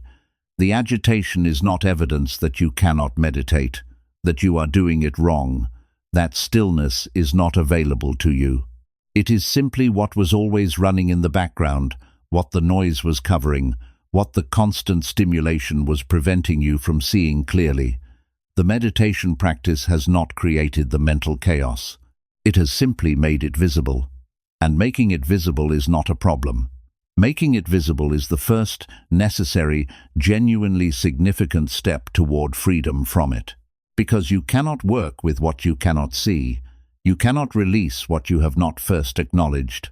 You cannot change your relationship with the constant mental noise until you have sat with it long enough to see it clearly, to see that it is noise, to see that it is not you, to see that it arises and passes, arises and passes, arises and passes, and that you are not the arising and passing. You are the awareness in which the arising and passing occurs. That distinction between the contents of consciousness and consciousness itself is the single most important thing that any human being can directly experience, not as a philosophical position, not as an intellectual conviction arrived at through argument, as a lived, immediate, first-hand discovery made in the laboratory of your own awareness, the discovery that beneath the noise, beneath the thoughts, the feelings, the memories, the plans, the stories, the running commentary, all of it there is something that is aware of all of these things, something that is not itself a thought or a feeling or a memory or a story, something that is present before any content arises and remains present after all content passes. Something that has been here through every experience of your life, from your earliest memories to this moment, unchanged, undamaged, untouched by everything that has happened to you and in you. That something is what the Zen tradition calls your original face, what Tibetan Buddhism calls Rigpa, what the Hindu Vedanta tradition calls the witness, what contemporary neuroscientists, approaching from a completely different direction, are beginning to call pure consciousness or open awareness. It goes by many names across many traditions because it has been independently discovered by every serious contemplative who has ever sat in genuine stillness long enough to see past the noise of the ordinary mind. And every single one of them, without exception, regardless of the tradition they came from or the language they used to describe it, said the same thing about what they found there. It was spacious, it was luminous, it was peaceful in a way that did not depend on any particular condition being present. It was not created by anything they had done or achieved or become. It was simply there had always been there, waiting with the infinite patience of something that had no need to announce itself, that could wait as long as necessary for the noise to settle and the recognition to happen. And when the recognition happened, when the meditator finally, genuinely, however briefly, saw past the content of the mind to the awareness in which the content was arising, the response was never relief at having found something new. It was always recognition, the specific, unmistakable feeling of returning to something known, something that was never absent, something that the noise had covered but never destroyed, something that felt, in the moment of recognition, like the most familiar thing in the universe because it was what they had been before the noise began, because it was home. This is what the overfull mind is running from, not nothing, not boredom, not the uncomfortable thoughts that arise in the silence. Home, the spaciousness that is its own nature, the luminous openness that is not a state to be achieved but a ground to be recognized. And the running is not malicious. It is not stupid. It is simply the behavior of a mind that has been so thoroughly conditioned to associate fullness with safety and emptiness with threat that it has lost access to its own deepest resource. That has been so busy filling every moment that it has forgotten, or perhaps never learned, that the unfilled moment is not the enemy of experience, it is the source of it. Think about the quality of attention you bring to different moments in your life. The moments when you are most fully absorbed in something, not distracted, not performing, not managing your experience, but genuinely, completely present. What do those moments have in common? Not necessarily content. They are not always the dramatic, significant moments. Often they are the most ordinary. A morning walk when the mind happened to be quiet. A conversation where you were genuinely listening rather than preparing your response. A moment with a child or an animal or a piece of music where something about the quality of the engagement lifted you briefly out of the current of ordinary mental noise and into something cleaner, clearer, more direct. What those moments have in common is not fullness. They are characterized, almost universally, by a quality of spaciousness, a brief, perhaps accidental opening in the constant forward motion of the overfull mind, through which genuine experience could arrive unmediated, through which the thing being experienced could actually land, could actually be felt, seen, heard, received with the full weight of your awareness, rather than processed through the thick, busy, already moving to the next thing filter of a mind that never quite stops to actually be where it is. Those moments are not rare gifts available only to the especially lucky or the especially spiritually advanced. They are the natural result of spaciousness of the mind being sufficiently empty to actually receive what is present. And spaciousness is not a gift, it is a practice. It is the deliberately cultivated habit of making room, of creating, regularly and intentionally, the gaps in the fullness through which genuine experience can arrive. The practices for this are many and well documented. Formal meditation sitting with the breath, with open awareness, with a simple mantra or object of attention is the most direct. But the principle extends far beyond the meditation cushion. It is the walk taken without earbuds, the meal eaten without a screen, the morning that begins in silence before the phone is consulted. The deliberate pause before responding in a conversation, not the strategic pause of someone buying time to formulate a clever answer, but the genuine pause of someone who is actually listening actually present, actually allowing the other person's words to land before launching into their own. The moment before a decision, when you stop the mental activity long enough to feel, not just think, what is actually true. Each of these is a practice of emptying, of choosing, against the current of a culture that has made fullness into a virtue and emptiness into a void, to create the space in which something realer than the noise can arise, in which the mind's natural clarity, which is not manufactured, not imported, not the result of any practice other than the practice of getting out of its way, can begin to reassert itself. And what that clarity makes possible in decisions, in relationships, in creative work, in the quality of daily experience, in the depth of genuine encounter with other human beings, and with the extraordinary fact of being alive, is not a small thing. It is not a marginal improvement in well-being. It is a fundamental shift in the quality of consciousness itself. The shift from a mind that is moving through experience in a perpetual fog of mental noise to a mind that is actually, genuinely, clearly present for what is happening. That can see without distortion. That can feel without numbness. That can think without the usual interference of 100 competing thoughts. That can meet another person, really meet them, in the full depth of their humanity, without the barrier of a mind too busy with its own contents to actually make contact. The spiritual advantage of this teaching is nothing less than the recovery of the most basic and most extraordinary capacity available to a conscious being. The capacity to actually be here, to actually experience the life that is happening, rather than the simulation of it that the overfull mind perpetually generates. To be present genuinely, completely, cleanly present in the moments that make up a human life, which are, when actually inhabited rather than processed, not the ordinary, forgettable sequence of unremarkable events that the distracted mind experiences them as. They are extraordinary, every single one of them. The morning light on the floor, the sound of rain, the face of someone you love, seen clearly, without the overlay of everything you already think you know about them. The breath entering and leaving the body, the simple, staggering, endlessly available miracle of being conscious and here and alive in a universe that did not have to contain conscious beings, but does.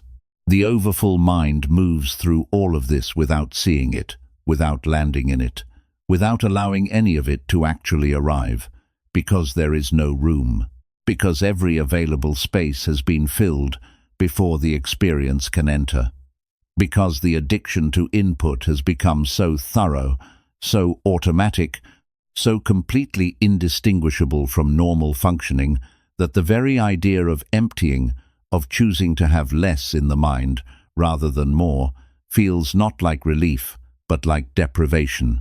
It is not deprivation. It is the cure. The empty mind is not the impoverished mind. It is the free one, the mind that has room for what is actually happening. That can be surprised by reality rather than perpetually confirming what it already knows. That can be moved by beauty, genuinely troubled by injustice, actually nourished by connection, truly rested by rest, because it has stopped filling every moment before the moment can fill it. Create the emptiness, not as a spiritual performance, not as another item on the self-improvement checklist of someone who is now optimizing their stillness the way they optimize everything else. As a genuine, humble, regular practice of making room, of trusting against every conditioning that says you need more information, more stimulation, more content, more noise, that the empty space is not the problem.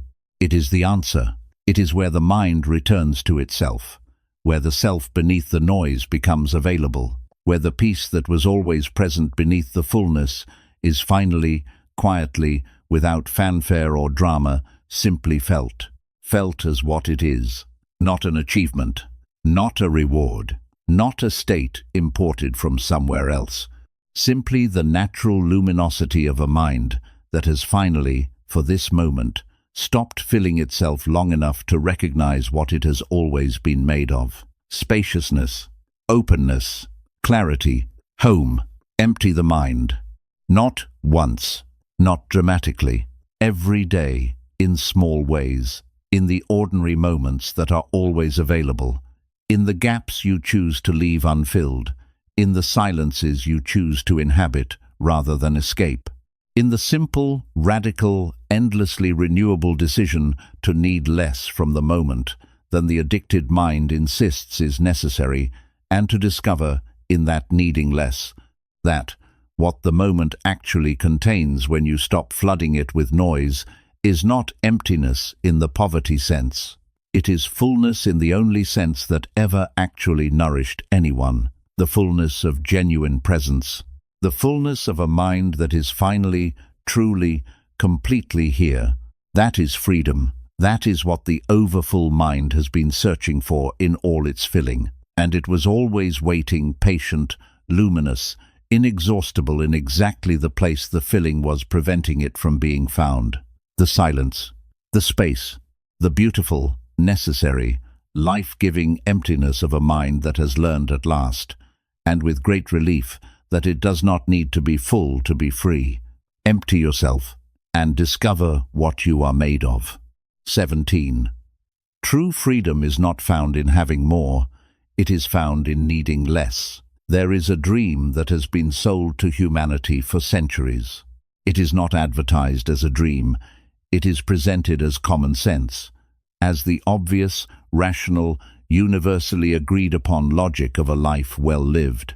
It is embedded so deeply in the architecture of modern culture, in the education systems, the economic structures, the social hierarchies, the stories told about what constitutes success and what constitutes failure, about who is winning and who is falling behind, that most people never stop to examine it, never step back far enough to see it as a choice rather than a given, never question whether the map they have been following leads to the destination they actually want. The dream goes like this: more is better, always, without exception, without ceiling, without the possibility that at some point the accumulation of more money, more status, more possessions, more achievements, more options, more experiences, more followers, more recognition, more of whatever the particular currency of your particular social world has decided is the measure of a life worth admiring,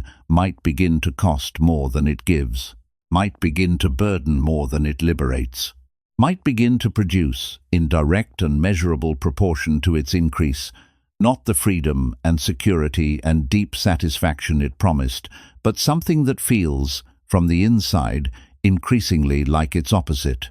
The dream of more is the central operating myth of the modern world, and it is, in the Buddhist understanding, one of the most sophisticated and most effective generators of suffering ever constructed by human civilization, not because wanting things is wrong, not because comfort is shameful, or achievement is empty, or the material conditions of life do not matter, but because the dream of more is built on a foundational promise that it structurally cannot keep. The promise that enough, real enough, the kind that actually satisfies, the kind that produces genuine rest and genuine peace and the quiet, undefended contentment of a person who is not running toward anything because they have arrived, is located just ahead, just past the next acquisition, just beyond the next level, just on the other side of whatever you do not yet have. It is a promise with no delivery date, because the delivery date keeps moving, because the architecture of wanting is such that satisfaction, when it arrives, when the thing is obtained, when the goal is reached, when the level is achieved, is always temporary, always followed, sooner or later, by the arising of the next want, the next insufficiency, the next gap between what is and what the wanting mind has decided would finally be enough. The hedonic treadmill. The psychological research has given it a name, the well-documented, reliably observed, cross-culturally consistent phenomenon whereby human beings adapt to improvements in their circumstances with striking speed, Returning to a relatively stable baseline of happiness regardless of what has been acquired or achieved, and finding that the thing they were certain would make them happy has a much shorter happiness half-life than they predicted, and a much quicker return to the hunger for the next thing than they anticipated. The treadmill moves faster the more you run on it. This is not a metaphor. The neuroscience of desire, of the dopaminergic reward system that drives wanting and acquiring, demonstrates precisely this. The system is calibrated not for satisfaction, but for seeking.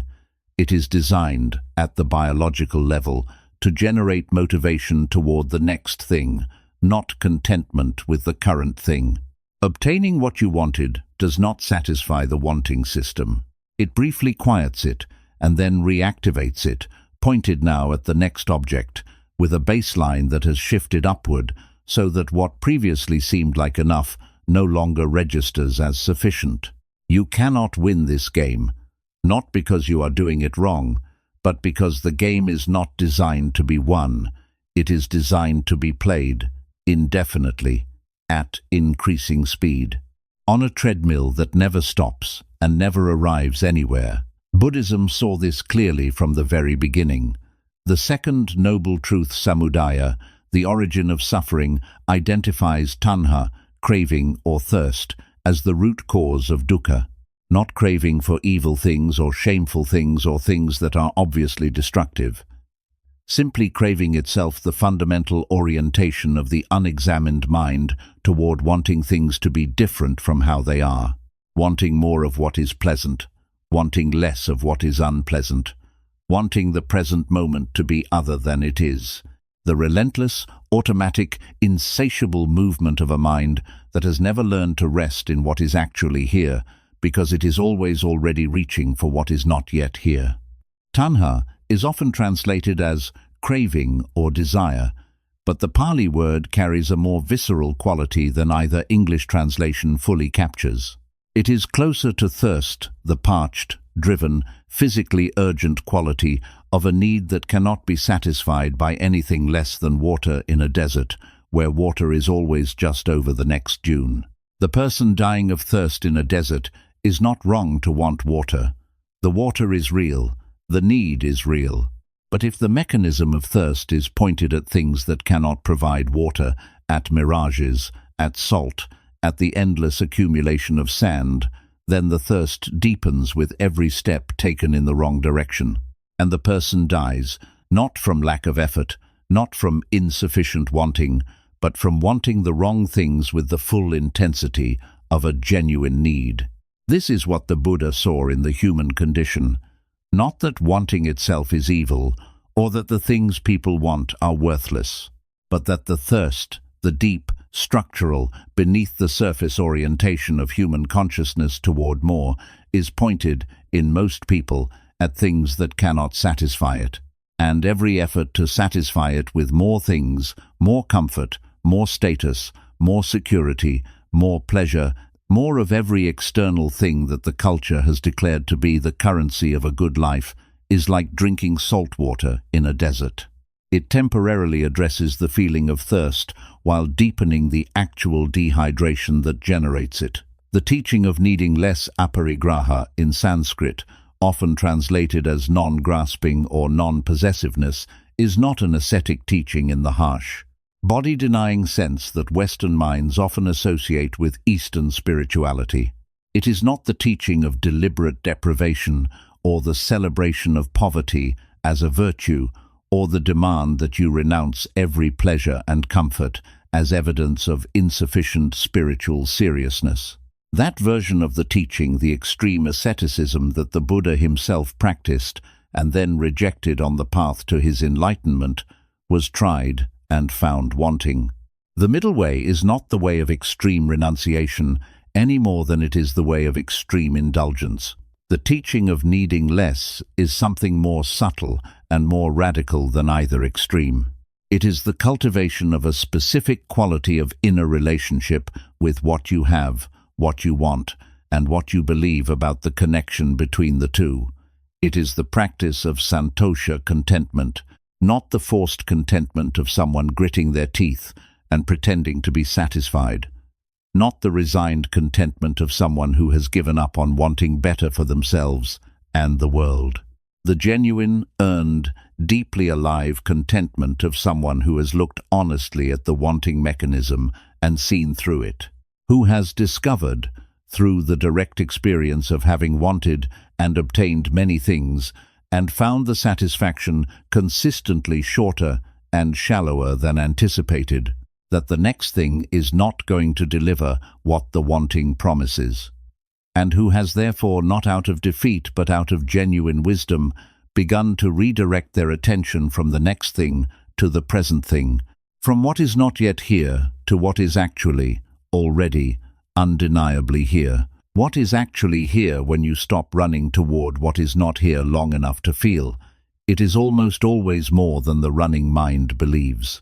The running mind, focused on the gap between what is and what it wants, perceives the present through that gap. It sees what is lacking, what is insufficient, what has not yet arrived, what is still wrong, or incomplete, or less than. It is constitutionally unable to see what is genuinely present, genuinely valuable, genuinely extraordinary in the ordinary texture of an unremarkable day, because its entire operating orientation is toward the future, toward the more, toward the acquisition that will finally close the gap between what is and what it wants. The still mind, the mind that has learned through practice and through the direct experience of having tried the other way, to rest in what is actually here, sees differently. Not because it has performed some trick of positive thinking or convinced itself that everything is wonderful, but because it is actually looking at what is present rather than at what is absent, and what is present in almost any ordinary moment of a life that contains breath and awareness and sensation and the simple fact of being alive in a universe that is incomprehensibly vast and rich and strange, is, when actually seen directly, without the distorting filter of the wanting mind, genuinely extraordinary. The warmth of sunlight on a surface, the sound of a voice you love, the way food tastes when you are actually present for the eating rather than somewhere else in your head. The quality of a breath taken with genuine awareness, the specific, unrepeatable texture of this breath, in this body, at this moment in your life that will never recur in exactly this form. The fact which the running mind takes entirely for granted in its forward rush toward more, that you are alive right now, that consciousness is present right now, that the most fundamental miracle in the observable universe, the existence of a being that is aware of its own existence, is occurring right now, in you, in this moment, and has been occurring in every moment of your life that you were too busy chasing more to actually inhabit. Voluntary simplicity, the deliberate practice of choosing less, of cultivating sufficiency as a conscious orientation rather than a reluctant compromise, is one of the oldest and most consistently powerful forms of spiritual practice available. Not because poverty is holy or because comfort is sinful, because the deliberate choice to need less creates, almost automatically, something that the pursuit of more can never produce. Space, internal space. The specific quality of inner roominess that develops in a life that is not entirely consumed by the management, maintenance, pursuit, and defense of accumulation. The mental and emotional bandwidth that is freed when you are not spending it all on the project of getting and keeping more. The attention that becomes available for what is actually present for the people in front of you, for the experiences available in the life you already have, for the depth and richness of a present moment that the acquisitive mind perpetually looks past in its fixation on the horizon, when it is not entirely absorbed in the exhausting forward rush of wanting. The research on this is consistent and striking. Across multiple decades of psychological investigation into the relationship between material wealth and subjective well-being, the findings converge on a conclusion that the dream of more has never been able to incorporate without dissolving, beyond a relatively modest threshold sufficient for genuine security, for health, For the meeting of real needs, additional accumulation adds essentially nothing to reported well-being. The billionaire is not, on average, measurably happier than the person of moderate means who is financially secure and genuinely engaged with their life. The person with 10 times your possessions does not experience 10 times your joy. The person who achieves every goal on their list does not arrive at the completion of the list, at the peace they were promised. They arrive at the next list. Unless, and this is the turn that Buddhism has been pointing toward for 2,500 years, they discover something that changes the game entirely. Something that is not on any list and cannot be acquired through any achievement and does not become available on the other side of any accumulation, however vast. The discovery that they already have enough. Not as a compromise, not as a consolation, not as the spiritual reframing of someone who could not get what they wanted and is making peace with insufficient substitutes. As a genuine, direct, lived recognition that what is present in this life, in this moment, in this specific and unrepeatable configuration of existence that is available right now, is sufficient for genuine happiness. That the peace they were chasing is available in the life they already have, if they stop running long enough to actually inhabit it. That the freedom they were trying to buy is already present, already accessible, already waiting not in the accumulation of more, but in the releasing of the belief that more is necessary. This recognition does not arrive as an intellectual conclusion, it arrives as an experience, as the specific quality of rest that becomes available when you stop, even temporarily, the forward rush of wanting, when you sit with what is really sit with it, without the overlay of what it should be, or what you wish it were, or what it will be, when you have finally managed to improve it sufficiently, and allow yourself to actually feel what is present, not what is absent. Not what is lacking, what is here. The freedom that lives there in the actual present moment of an actual life that is not perfect and not complete, and not the maximized, fully optimized version that the wanting mind was reaching for is real. It is available. It does not require the resolution of any outstanding problem, the achievement of any pending goal, the acquisition of any absent thing. It requires only the willingness to stop requiring things to be different from how they are before you allow yourself to feel it. It requires, in its deepest expression, only one thing, the recognition made not once but again and again, renewed in every moment when the wanting reasserts itself, practiced across an entire lifetime of small choices, to need a little less and receive what is actually here a little more. That enough is not a destination. Enough is a decision available to you right now, not because your life is perfect, not because you have achieved everything worth achieving, or resolved everything worth resolving, or grown into the fullest version of yourself that you are capable of becoming, but because you are alive, because you are conscious, because the breath is moving and the awareness is present, and the moment this specific, ordinary, unrepeatable, already passing moment is here. And here, just this, without anything added, is enough. Not because you have settled, not because you have given up, not because the wanting was wrong and more is bad, and the dream of improvement is a trap, but because the most fundamental freedom available to a human being, the freedom that cannot be taken away by any circumstance, the freedom that does not depend on any external condition being a certain way, the freedom that the entire accumulation of the external world is structurally incapable of providing, is the freedom that lives in needing less, in wanting what you have, in being here, fully and without reservation, in the life that is actually yours, rather than the life you are perpetually constructing toward. That freedom is available now. It was always available now. It is made of exactly what you already have, which is, when seen clearly, without the distortion of wanting more everything. Not everything you want, everything you need. And the difference between those two things, the vast, quiet, life-changing difference between them, is the difference between a life spent running and a life actually lived.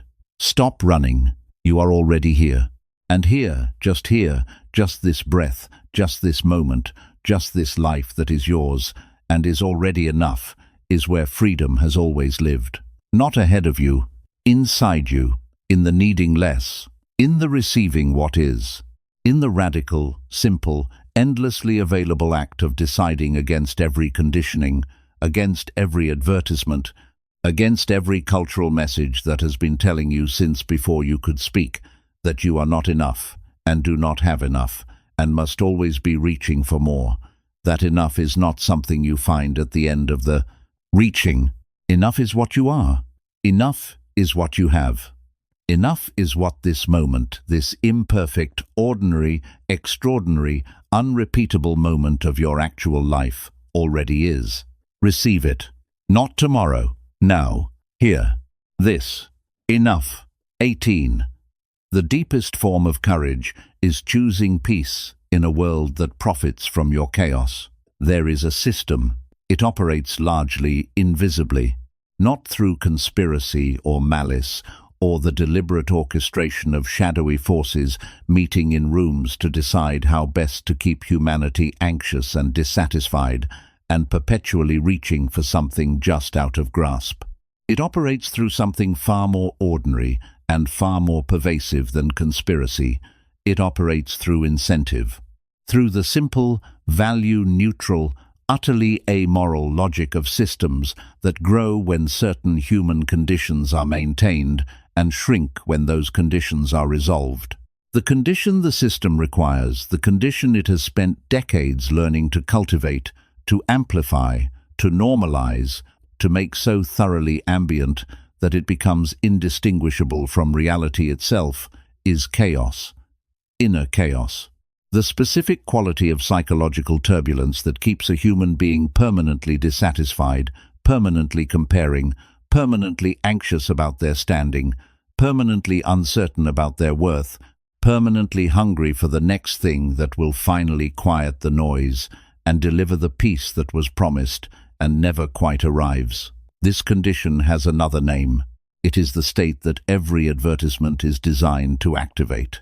Every news cycle is calibrated to sustain. Every social media algorithm is engineered to deepen. Every cultural message about what constitutes an acceptable body, an admirable life, a sufficient level of achievement, a worthy identity, all of it is pointed, with extraordinary precision, at exactly the same place. The place inside you that does not feel like enough. The place that can be made to believe reliably, repeatedly, across decades of conditioning that the resolution of its insufficiency is available for purchase, for achievement, for the price of one more comparison that leaves you slightly diminished and slightly more motivated to consume whatever is being offered as the solution. The system does not want you at peace. Not because anyone decided this deliberately, but because a person at genuine peace, a person who has found within themselves a quality of sufficiency, of groundedness, of inner quiet that does not depend on external validation or perpetual consumption, or the ongoing management of an anxiety that never fully resolves, is, from the perspective of a system that runs on dissatisfaction, essentially useless. They do not respond to the triggers, they do not need the products, they do not participate in the comparisons. They are not available for the manipulation that requires a destabilized, uncertain, hungry mind as its operating medium.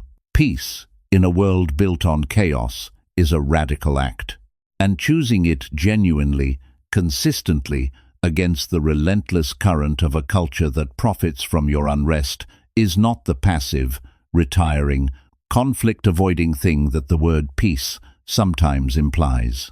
It is among the most demanding, most disciplined, most genuinely courageous things a human being can do in the specific conditions of contemporary life.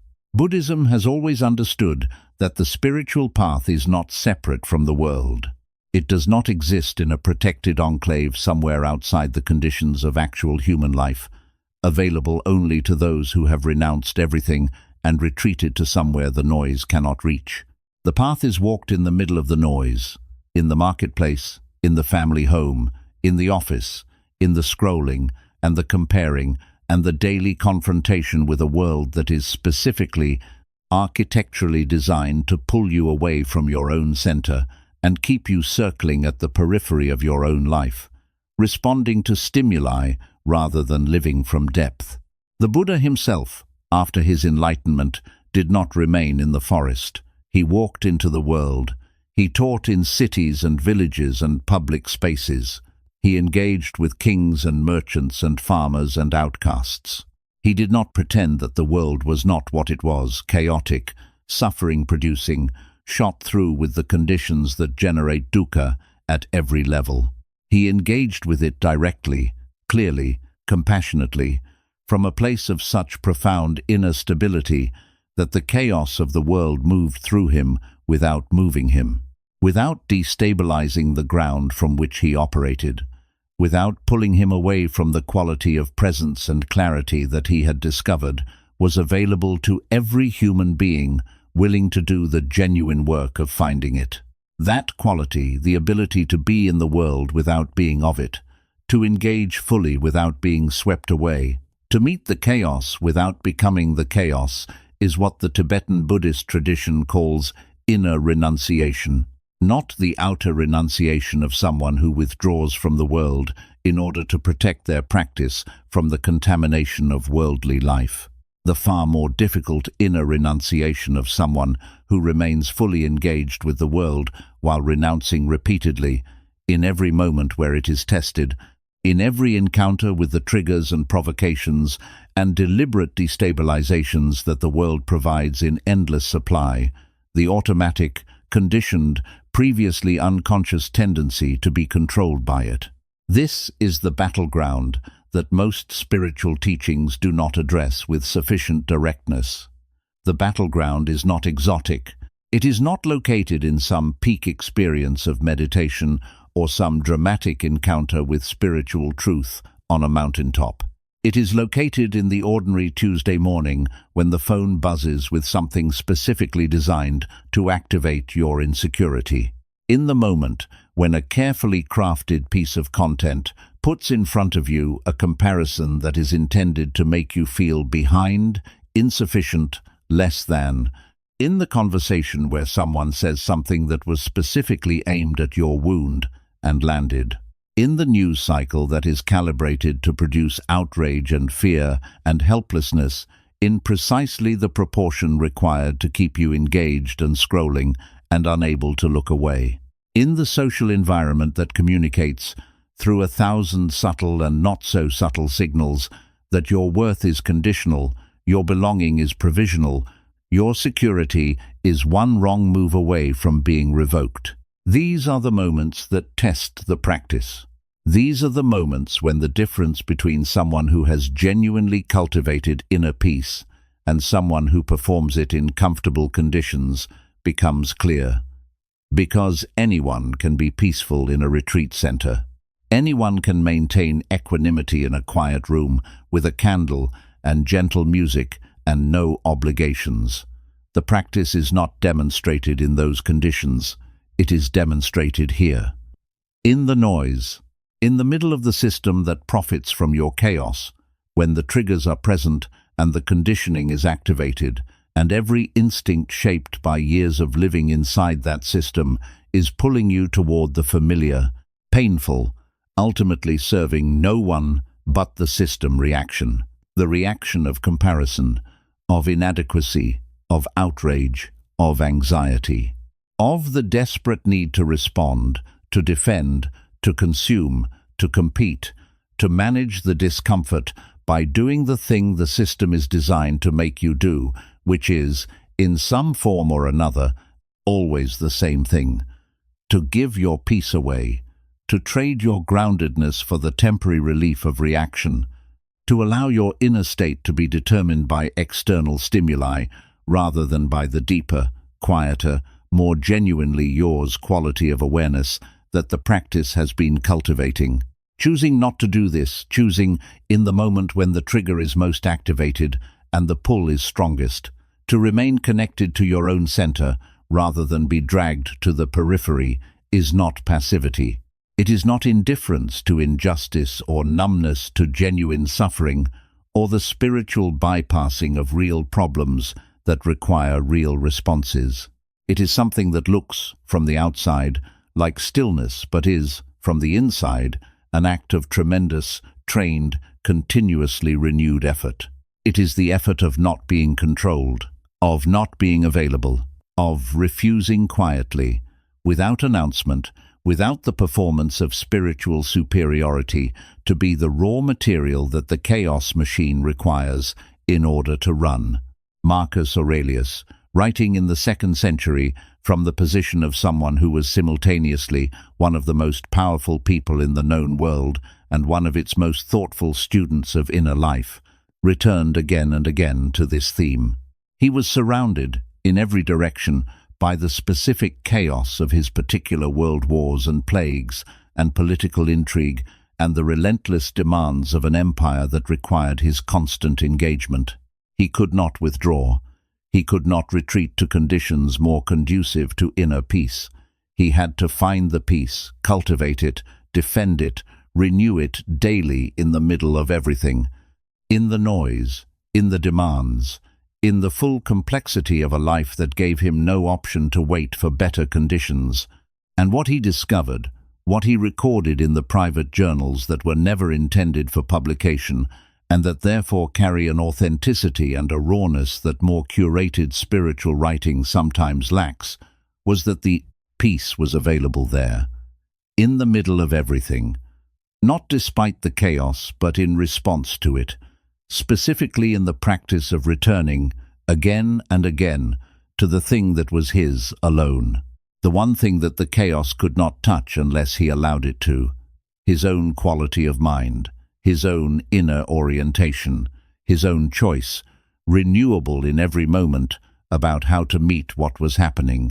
This is what he meant when he wrote that the obstacle is the way, not that difficulty is pleasant, or that the chaos is to be welcomed, or that the system that profits from your unrest is not worth examining or challenging or working to change, but that the specific conditions that are most challenging to your peace are, if met with genuine practice rather than automatic reaction, the precise conditions in which genuine peace deepens, in which the roots grow longer, in which the equanimity that was practiced in comfortable conditions proves itself in difficult ones, and in proving itself becomes something more than a practice, becomes a ground, a nature, the actual, stable, unshakable quality of a person who has been tested by the exact conditions that were designed to destabilize them and found, in the testing, something in themselves that the destabilization could not reach. The news cycle that is designed to produce helpless outrage, met with genuine equanimity, becomes information. Useful, important, actionable information about the state of the world that generates a clear, appropriate, proportionate response, rather than the endless, exhausting, ultimately paralyzed loop of outrage that changes nothing and costs everything. The social comparison that is designed to produce inadequacy met with genuine groundedness becomes irrelevant. Not because you have decided to stop caring about growth or achievement, or becoming more of who you are capable of being, but because your sense of your own worth has been moved, through practice, to a location that the comparison cannot reach, to the inside, to the deep, quiet, thoroughly personal recognition of your own value that does not depend on where you stand in relation to anyone else. The advertising that is designed to produce insufficiency, met with genuine contentment, loses its grip, not because you have become immune to beauty or indifferent to quality or determined to want nothing, but because you have learned, through the direct experience of having wanted many things and received many of them, and found the satisfaction consistently temporary and the want consistently renewed, that the next thing is not going to deliver what it promises. And you have found in the practice of needing less, of receiving what is, of being genuinely present in the life you actually have, something that the next thing never could. The relationship that is designed by your own unexamined patterns, by the specific wounds that shaped your relational style, by the perfectly calibrated way that certain people trigger the exact insecurities that send you into the least free version of yourself, met with genuine awareness, with the practice of seeing clearly rather than reacting automatically, becomes something different. Not necessarily easier. Not necessarily without pain or difficulty, or the genuine hard work of two imperfect human beings trying to understand and care for each other honestly, but free of a specific layer of unnecessary suffering, the layer generated by the automatic reaction, the unconscious trigger response, the giving away of your inner state to the external provocation before you have even registered that it happened. Choosing peace in a world that profits from your chaos is not a single dramatic decision. It is 1,000 small ones, made in the moments when the trigger is activated and the pull is strong, and the familiar, system-serving, ultimately self-defeating reaction is the path of least resistance. Made in the ordinary Tuesday morning when the phone is full of carefully crafted provocations and the mind is already running, and the ground of genuine practice, the meditation, the reflection, the deliberate cultivation of spaciousness and clarity, has not yet been visited today. The practice begins before the trigger. This is what the Buddhist tradition understands about the cultivation of genuine equanimity that the in-the-moment willpower approach to inner peace consistently misses. By the time the trigger is activated, by the time the comparison has landed or the news cycle has produced its intended outrage or the relationship has reached the moment of maximum provocation, by that time, the quality of your response has already been substantially determined by everything that came before, by the quality of your morning, by whether you began the day from your own center or from the device's agenda, by whether the ground of genuine practice has been visited recently enough to be accessible when the challenge arrives. Equanimity is not a resource you summon in the moment of need. It is a ground you cultivate in the moments of ordinary life, so that it is available genuinely, reliably, not as an achievement, but as a nature when the extraordinary moment of provocation arrives. The meditation practice that seems irrelevant on the quiet morning when nothing is threatening your peace is exactly the practice that makes peace accessible on the chaotic morning when everything is. The reflection that feels like optional intellectual engagement when the mind is calm is exactly the reflection that provides the thread back to your own center when the mind is storm. You are building something, not a wall, not an armor, not a protection against being affected. A ground.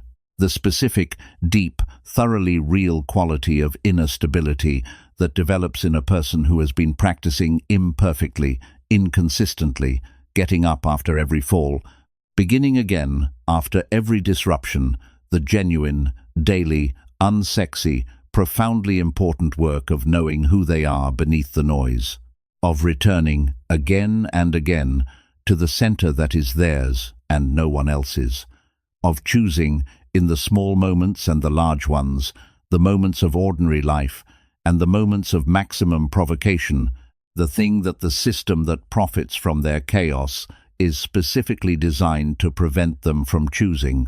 Peace. Not the peace of someone who has withdrawn from the world. Not the peace of someone who has resolved every conflict and healed every wound and arrived somewhere perfect and undisturbed. The peace of someone who is fully in the world, engaged, responsive, genuinely affected by what is genuinely worth being affected by, and who has found, through the genuine work of genuine practice, a ground inside themselves that the world can disturb the surface of, but cannot reach the depth of. The peace of a person who knows, from the inside, in the body as well as the mind, that their worth is not determined by the comparison, that their security is not dependent on the validation, that their inner state is not available for hijacking by every trigger and provocation that the system deploys with such practiced efficiency. That they have something something cultivated, something earned, something genuinely theirs that the chaos cannot take. That is freedom. It stays present without requiring permanence. And it begins, always, with the love you extend to yourself. You learned that you are not your thoughts, that the voice in your head, the one that judges, catastrophizes, replays, and warns, is not you. It is weather passing through the sky of your awareness, and the sky is never damaged by the storm that moves through it. You are the sky, and the sky is always, beneath every cloud, perfectly clear. You learned that impermanence is not your enemy, that the ending of things is not a punishment, it is the very quality that makes life precious. The moment you stop fighting the natural flow of change, you stop suffering against it. You begin instead to move with it gracefully, presently, awake to the extraordinary beauty of things that do not last forever.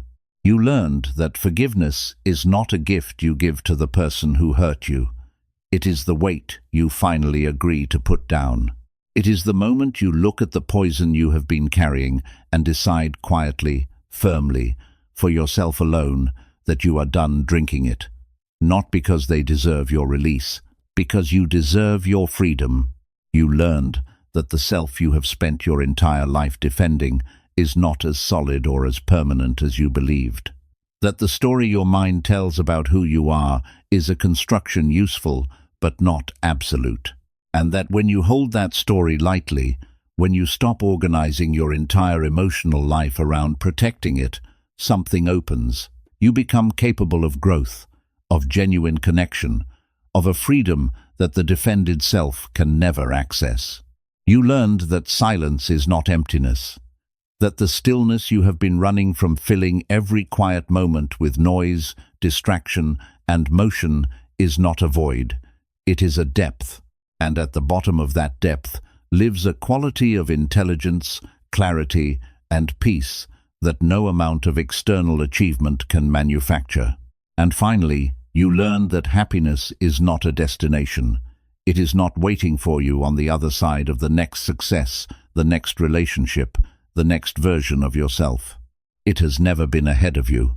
It has always been beneath you, underneath the craving, underneath the resistance, underneath the noise, patient, undisturbed, unchanged, waiting for the moment you finally stopped running long enough to feel it. Letting go is not a single act. It is a practice, a daily returning, a gentle, persistent loosening of the grip on people, on outcomes, on the fixed story of who you are supposed to be. Some days it will feel effortless. Some days the old attachments will return with their full weight, and you will find yourself gripping again tightly, desperately, the way you always have. And on those days, do not judge yourself. Do not add the weight of self-criticism to what you are already carrying. Simply notice, take a breath, and begin again, because this is the path, not a straight line to permanent enlightenment, but a spiral returning again and again to the same truths, each time understanding them a little more deeply, embodying them a little more fully, carrying them a little more naturally in the body of your daily life. The Buddha did not promise that the path was easy. He promised that it led somewhere real, somewhere worth going, a freedom that does not depend on conditions, a peace that does not require the world to cooperate, a happiness that cannot be taken away because it was never built on anything that could be removed. That is what letting go gives you. Not less, more presence, more clarity, more genuine love, more peace in the ordinary moments that make up the actual texture of a life. The flower does not struggle to bloom. The river does not fight to reach the sea. The sky does not resist the clouds that pass through it. They simply do what they are fully, naturally, without resistance. And somewhere beneath all the holding on, beneath all the fear, beneath all the stories, so do you.